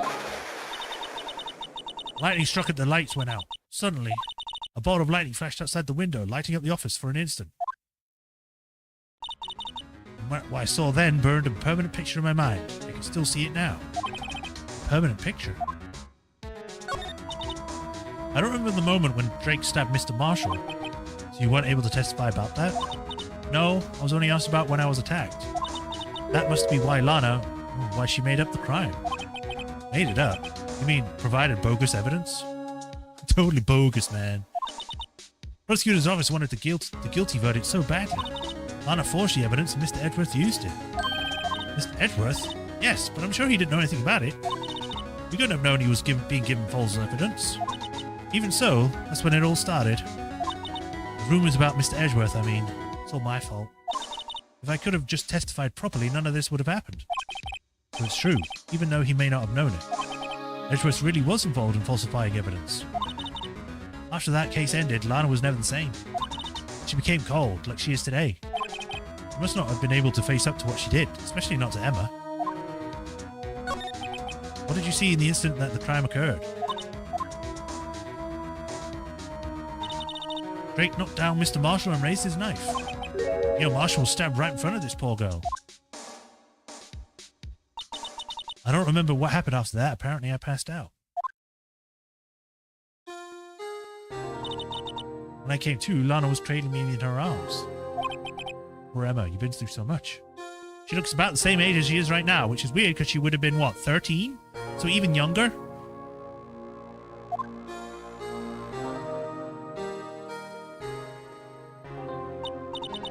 I couldn't bring myself to testify about that incident. I tried, but the words just couldn't come out. I drew a picture, but it wasn't any good. 2 years ago, you must have been 14. No, because she said that she's gonna be coming 16, so she would have been 13. Unless it was after her birthday on the day it happened, so maybe. I don't know. I'll go with the 14, whatever. Once it was all over, I made my mind up. I decided that when I grow up, I'm going to become a scientific investigator. I want to be able to fight crime with testimonies. Find the evidence to make an airtight case. That way, Lana would never have to forge any. I see. I think I'm finally starting to understand what makes Emma tick. But there's still something that bothers me about that crime. There's something that's still buzzing me, Emma. What is it? You said you were at Lana's office at that time, right? That's right. But why then would a serial killer come running in there? Not only that, but he was being chased by a prosecutor? Oh, there's no mystery there. Joe Dark had been taken in for questioning that day. Taken in for questioning? You mean by the police? Of course, this happened at the police department. He tried to run away halfway through the interview and fled into my sister's office, because, you know, he made the smartest play by running in the police station. But why did he run all the way over to your sister's office? Because the detective's offices and the questioning room are right across from the elevator. Across from the elevator? But Lana was the chief prosecutor, wasn't she? No, silly. Did I tell you? 2 years ago, Lana was a detective. She was the best in the entire force. What? That's news to me. After the Joe Dark case, she was transferred to the prosecutor's office and made chief prosecutor without any training or, you know, whatever. I still don't understand this. It's like, so she went to school with Mia, who was trained to be a lawyer. One was trained to be a defense attorney, and one was trained to be a prosecuting attorney. But then Lana went to be a detective, which has nothing to do with prosecuting. And then she got transferred to prosecuting when her sister was almost killed. What? What? That makes no sense. Lana used to be a detective? I better have another talk with her. You know, and while we're here, I might as well show you the most important thing. See this? It's my attorney's badge. Ah, well, I've never seen a real one before. I want to show you it now. You should... I'm not selling it. No. Alright, detention center. Hello? Lana. Mr. Wright, it seems I keep causing you trouble. Falsifying evidence. I didn't think you were the type. Criminals don't mind playing foul, why should we? But Lana, if you're wrong, an innocent person might be found guilty. Believe me, I understand the risks. But I did it anyway, because I don't care about other people. Lana, Emma told me about you. Oh? About how you were a detective 2 years ago, and how the SO9 incident was the reason for your transfer to the prosecutor's office. That's right. Did you fill me in on the details, especially about the unusual change of jobs? I suppose you have a right to know, Mr. Wright. A lot of revelations were uncovered at the trial today, not the least of which was the fact that this case is largely connected to another one 2 years ago. So now we've got 3 cases going on. Evidence from that case was stolen as well, though I expected as much. I know how obsessive Officer Marshall can be. That trial, it really wasn't fair, was it? I believed in you, Lana. I believed that no matter what happened, you'd always stick to the truth. It couldn't be helped, Emma. At that trial 2 years ago, I sold my soul. Well, all drama aside, the fact of the matter is at 5:15 there was no murder at the police department. Tell me, is it not true, Lana, what the witness, Miss Starr, said? About you stabbing Mr. Goodman with a knife? Lana, I don't understand. Why would you tell us? Emma, this doesn't involve just me. I don't think I ever seen Lana look so fazed before. It's true. I was a member of the police force 2 years ago. She was amazing. And she actually smiled. There was still talk about the case as she and the Chief Gant cracked together. Chief Gant? He was the deputy chief of police back then, but he still worked the crime scenes. Damon Gant. He used to be everything I aspired to be. They were the best team ever. They solved crimes before the reports ever could even be filed. That sounds like they just made stuff up. Never really idolized as a big sister. But now you're chief prosecutor. What happened? I always planned on becoming a prosecutor. The reason I became a detective was to gain experience investigating crime scenes so you could use the experience in court, right? But you can't just become a police officer. You still have to go through training for that. Especially a detective. Gant's help in the SR9 case was crucial to its resolution. After that, he became a chief of police and arranged my transfer to the prosecutor's office. Maybe I should ask more about the investigation of theirs 2 years ago. 2 years ago, I was second in command to of the detectives investigating Dark. Second in command? That means the investigation lead was Damon Gant, right? Yes. The Deputy Chief Gant and I shared the same office and the same investigations. They even had the same office. We led a team of the best detectives on the force. Detective Goodman, whose case it was, Jake Marshall, and Angel Starr. It was the first time Marshall worked with his brother, who was quite gung-ho. Without a doubt, Joe Dark was the serial killer. We asked him to come in for questioning. We were desperate for evidence. That was when his final murder took place, when he tried to murder Emma. Prosecutor Marshall was trying to save me from Dark. You see, the first person who happened upon the scene of the crime was me. Now you tell us. Damon Gant and Neil Marshall were the ones questioning Dark that day. The investigation was in its final stages and Dark must have suddenly panicked. So he waited until Gant and the Marshal let the guards down and fled the room. From there, he ran straight to the office shared by Deputy Chief Gant and myself. That's where he found me. So you were the first person to run to the scene, Lana? It appears so. I was filing some papers while Gant and Marshall were questioning Dark. When I returned to my office, I saw 3 bodies on the floor and smelled blood. 3 bodies? Prosecutor Marshall, the victim, Emma, who had passed out, and the suspect, Joe Dark. During the struggle, he seems Mr. Marshall struck a final blow before he died. Joe Dark had incurred a minor concussion and lay unconscious. What did you do? To be honest, I panicked. Picked up Emma, carried her out of the room and just held her. Can't blame her after all, her sister must have gone through. Oh, after all, her sister must have gone through. I need to read better. After that, I placed Dark under immediate arrest. Let me get this straight. You were involved in the SR9 incident. That's right. Quite a coincidence, huh? I don't buy it. What are you saying? There's no way everyone involved in this trial was also involved in that incident. Just by chance. But that case was solved 2 years ago. At least one person went to extremes because they didn't believe it was truly solved. Officer Marshall, yes, his actions became a surprise to me as well. Ever since his brother died, he's changed completely. I guess he wasn't convinced of the ruling against Joe Dark. Life doesn't end with the closing of a case. Everyone has to live the rest of their lives with their memories. That case just might not be over yet. Emma was assaulted by Dark at the police department, right? Yes, in the office that Damon Gant and I shared. The office that Mr. Gant now occupies by himself, as the Chief's office. Maybe we should have a look at the Chief's office, the site of the final SL9 murder. We'll find out all the evidence that was there for 2 years that no one else has found. I assume I need to go to here. I don't see Detective Gumshoe anywhere. Things seem kind of quiet around here today. You're right. Chief of Detectives seems the same, though. But why don't we go look for some other people to talk to? Right. We could come back here later. I only came here for, like, the police department entrance. Howdy, Bambina. Oh, Mr. Marshall. I never thought things turned out this way when I woke up this morning. Hey, Sarah, Sarah. You never know where life will lead you, eh, Bambina?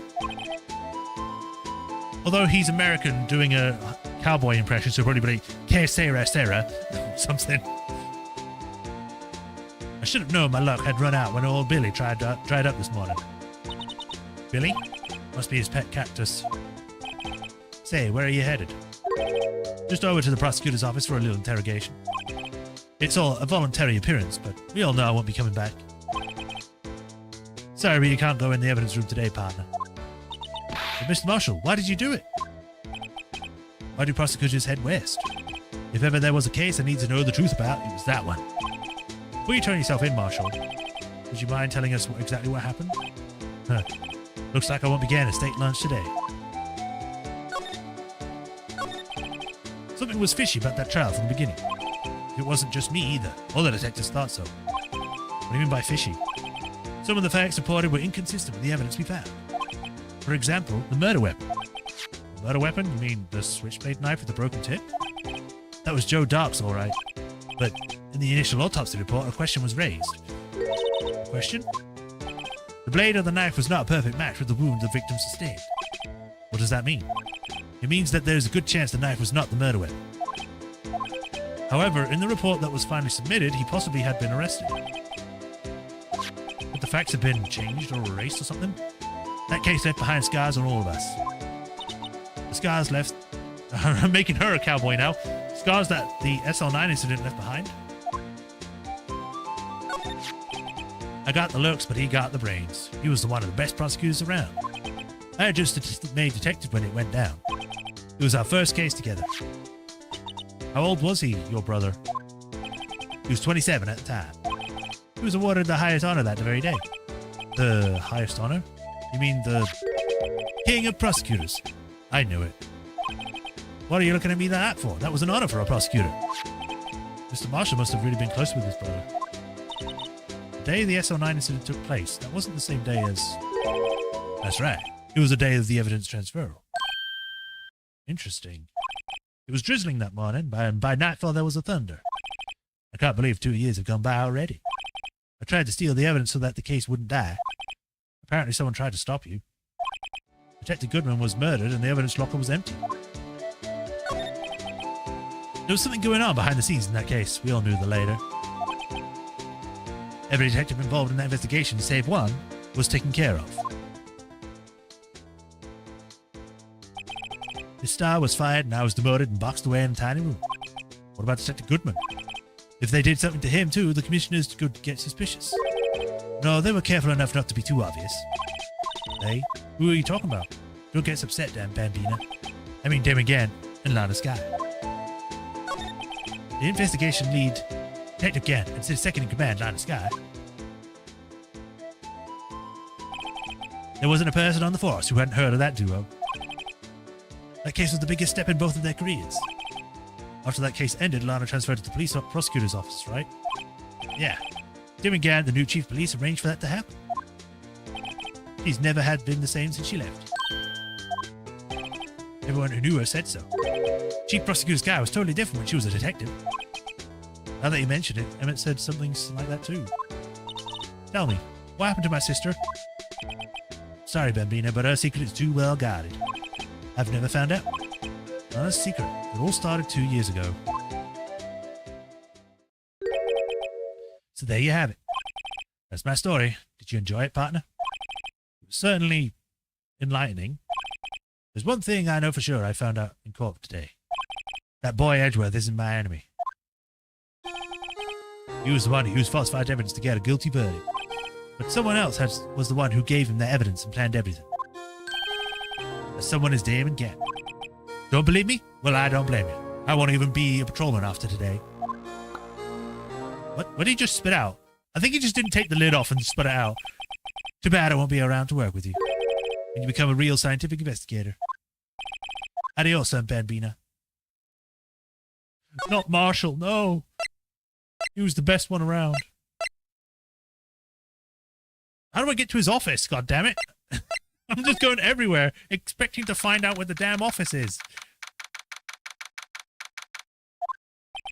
No one's here today, not even Star.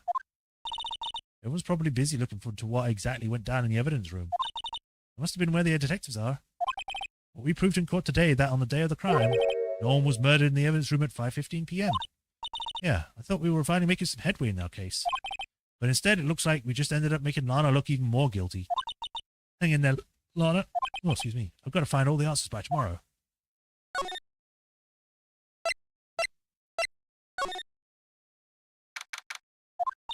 Mr. Edgeworth isn't here.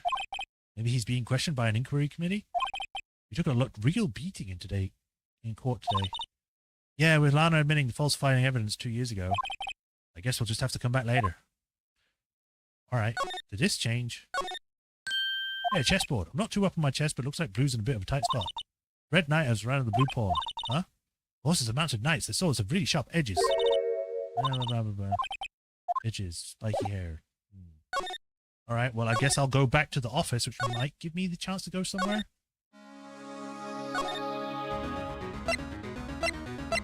I don't know where I'm going. I'm just going all over the place trying to find the way to get to the office. Maybe I'm not done like showing stuff.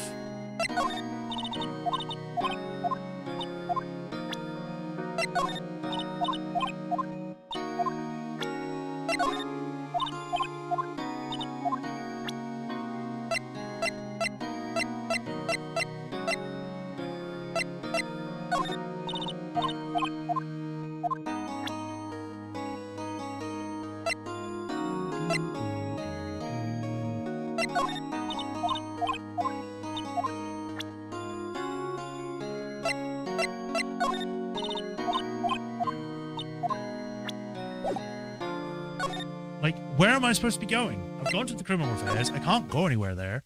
Oh, now something's happening. Okay, well, fine. This place is always pretty empty, but today it's deserted. It means everyone is... Oh, if you're looking for the others, they're all in your conference room. Thanks. Wow, he actually talked to us. The chief prosecutor saying what she did and the decision about what to do, about Mr. Edgeworth, not to mention our statement to the media in the tomorrow's trial. There's more chaos going on than Thanksgiving and Christmas put together. I think festive is the word usually used for those. Sir, we'd like to have a look around Chief Gant's office. Just use the connecting hallway to the other building and take the elevator to the top floor. Really? You mean it's okay for us to go in there? I mean, we aren't police officers or anything. Hey, you're right. You can't just go in there. It's off limits. Now I see where Detective Gumshoe gets his unique charm. Well, what are we waiting for? Let's head to the chief's office. Just ignore him. We're just ignore him. Just go straight to the office. Oh god, that's why is there a giant ogre in his office? What?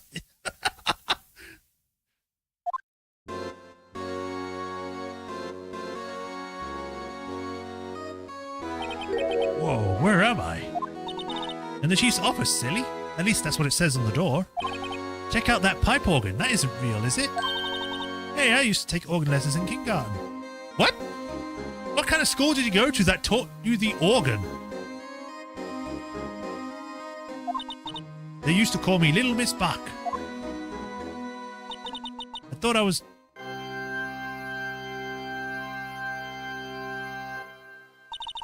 I never could remember where C was.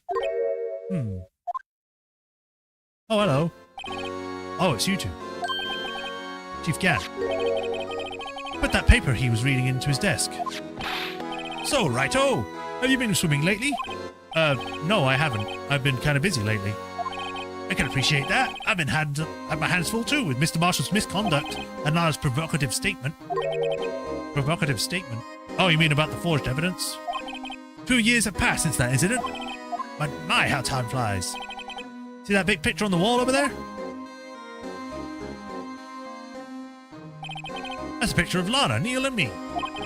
So this Mr. Marshall's brother, Prosecutor Neil Marshall. We took it to commemorate our work together. Something's not right with this picture. It's the shield because it has a sword in it now. I can't quite seem to put my finger on it though. Oh, and there's the vase that we saw.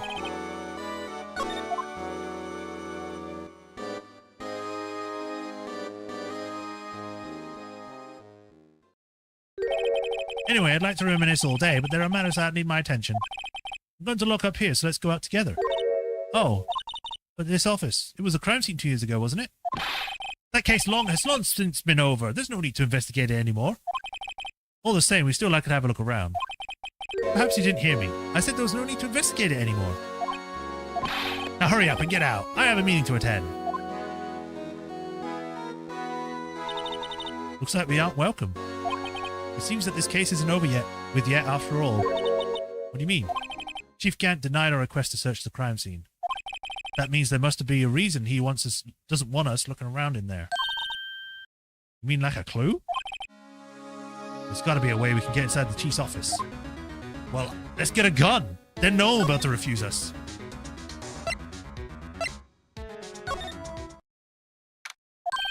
Hey, pal. Detective Gumshoe, aren't you supposed to be in a meeting? I'm, just taking a breather. My feet hurt. From sitting so long? Actually, from serving everyone coffee. Sounds like Detective Gumshoe's still out of the loop. Say, have either of you seen Mr. Edgeworth? Edgeworth? No. Why? Why'd you ask? He's under fire from both the police department and the prosecutor's office. It's almost like the battles between you two in court. That sounds serious. Is it because of what my sister said? That's basically what it all boils down to. That falsified evidence 2 years ago. Now Mr. Edgeworth has the whole world after his blood. Yikes.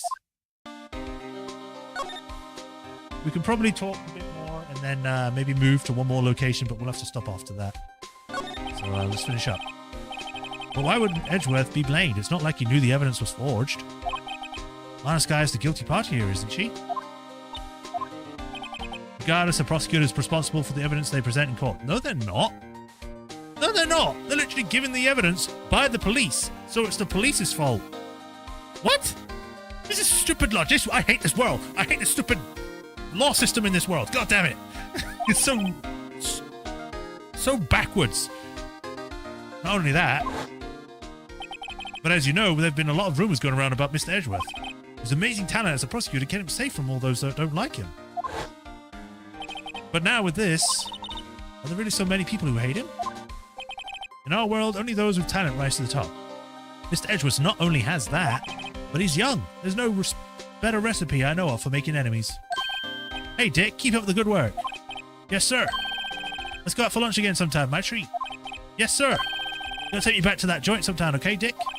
Yes, sir. It seems you don't have any problems with enemies.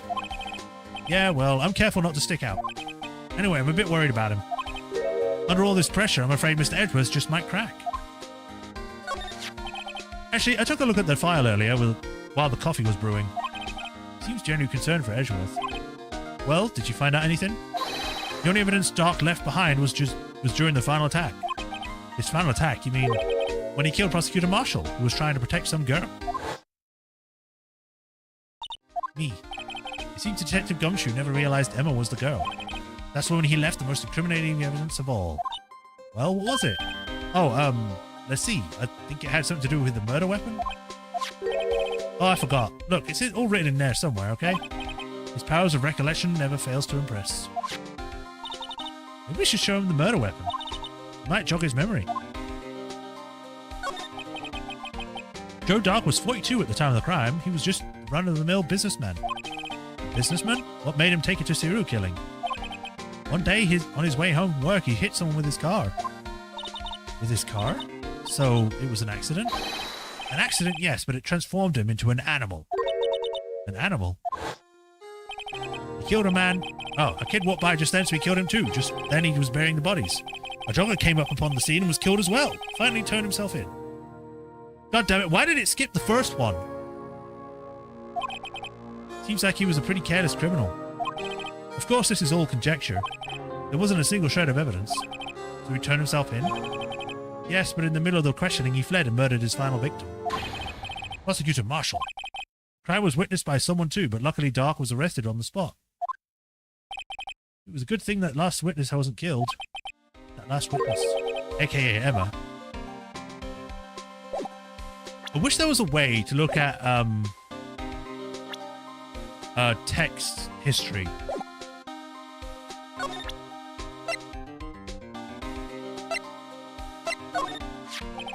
About this. Hey, there's a tag attached to it with the label SL9 incident on it. I believe this would be the broken murder weapon you were speaking of. What are you doing with that? Ever since that case has been closed, that knife's been locked away in a locker. On the day Detective Goodman was murdered, this suddenly appeared from that locker. It disappeared and was found in Mr. Edgeworth's car muffler. That's it. Now I remember what the incriminating piece of evidence was. When you showed me that knife, it all came back to me. Well, what was it, Detective? Quick, before you forget again. This knife, it was Joe Dark's, wasn't it? That's right. We traced it back to the store he brought it at. Plus, it had his fingerprints on it, too. But no one actually witnessed him using it to murder anyone, right? That's where his luck ran out. When you take a good look at this knife, you see it's broken. You don't take a good look to notice that. Yeah, well, anyway, take a guess where the broken tip of the knife was found. That's what did him in. Where was it? The victim, Neil Marshall, was carrying it inside his own body. It was found deep inside the stab wound. Did it match Dark's knife? You bet, down to the last nanometer or whatever. That's pretty conclusive. Stabbed in the back, died from a punctured heart and lung. Knife tip was in the wound. Switchblade knife updated in the courtroom. Well, there you have it in a nutshell. That's all I know. Can I ask you one more thing? What is it? If it's money you need, you should ask Chief Gant. It's not money, but it does concern the chief. His office is a crime scene, right? It's where Prosecutor Neil Marshall was murdered. The chief's out now and his office is locked. But we'd like to have a look around if that's okay. Well, any detective ID card will unlock the door. What? Really? But if I let a civilian in there, I'd be charged with breach of trust. Breach of trust? Simply put, I'd be canned. Oh, sorry, pal. I don't plan on getting fired because of you. How about this ID card? It was Detective Goodman's. That won't work either. The data was deleted the day he died. Oh. So in other words, Gumshoe's the only chance of getting into that office. I wonder if there's something we could show him that would make him change his mind. I'm gonna go on a limb here and say this.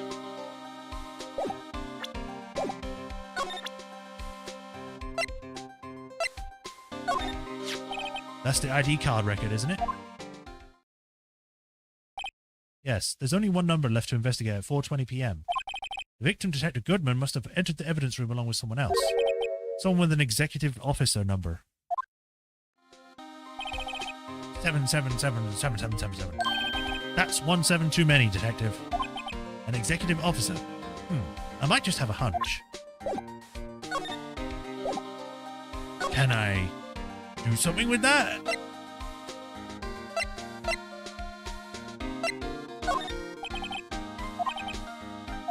Try to keep in mind. Sheesh. About that jar, I think I've seen it with someone before. Somewhere? Or maybe it's just one of those memories people have from previous lives. This must be the most uninformative detective I've ever met. Something about it makes me feel uneasy. It's like I'm in the chief's office, but he's yelling at me. Chief Gant?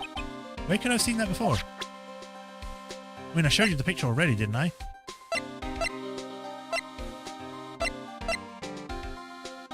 Oh.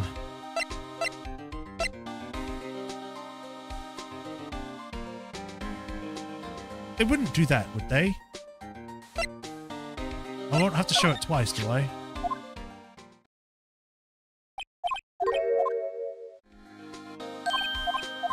Okay, so no.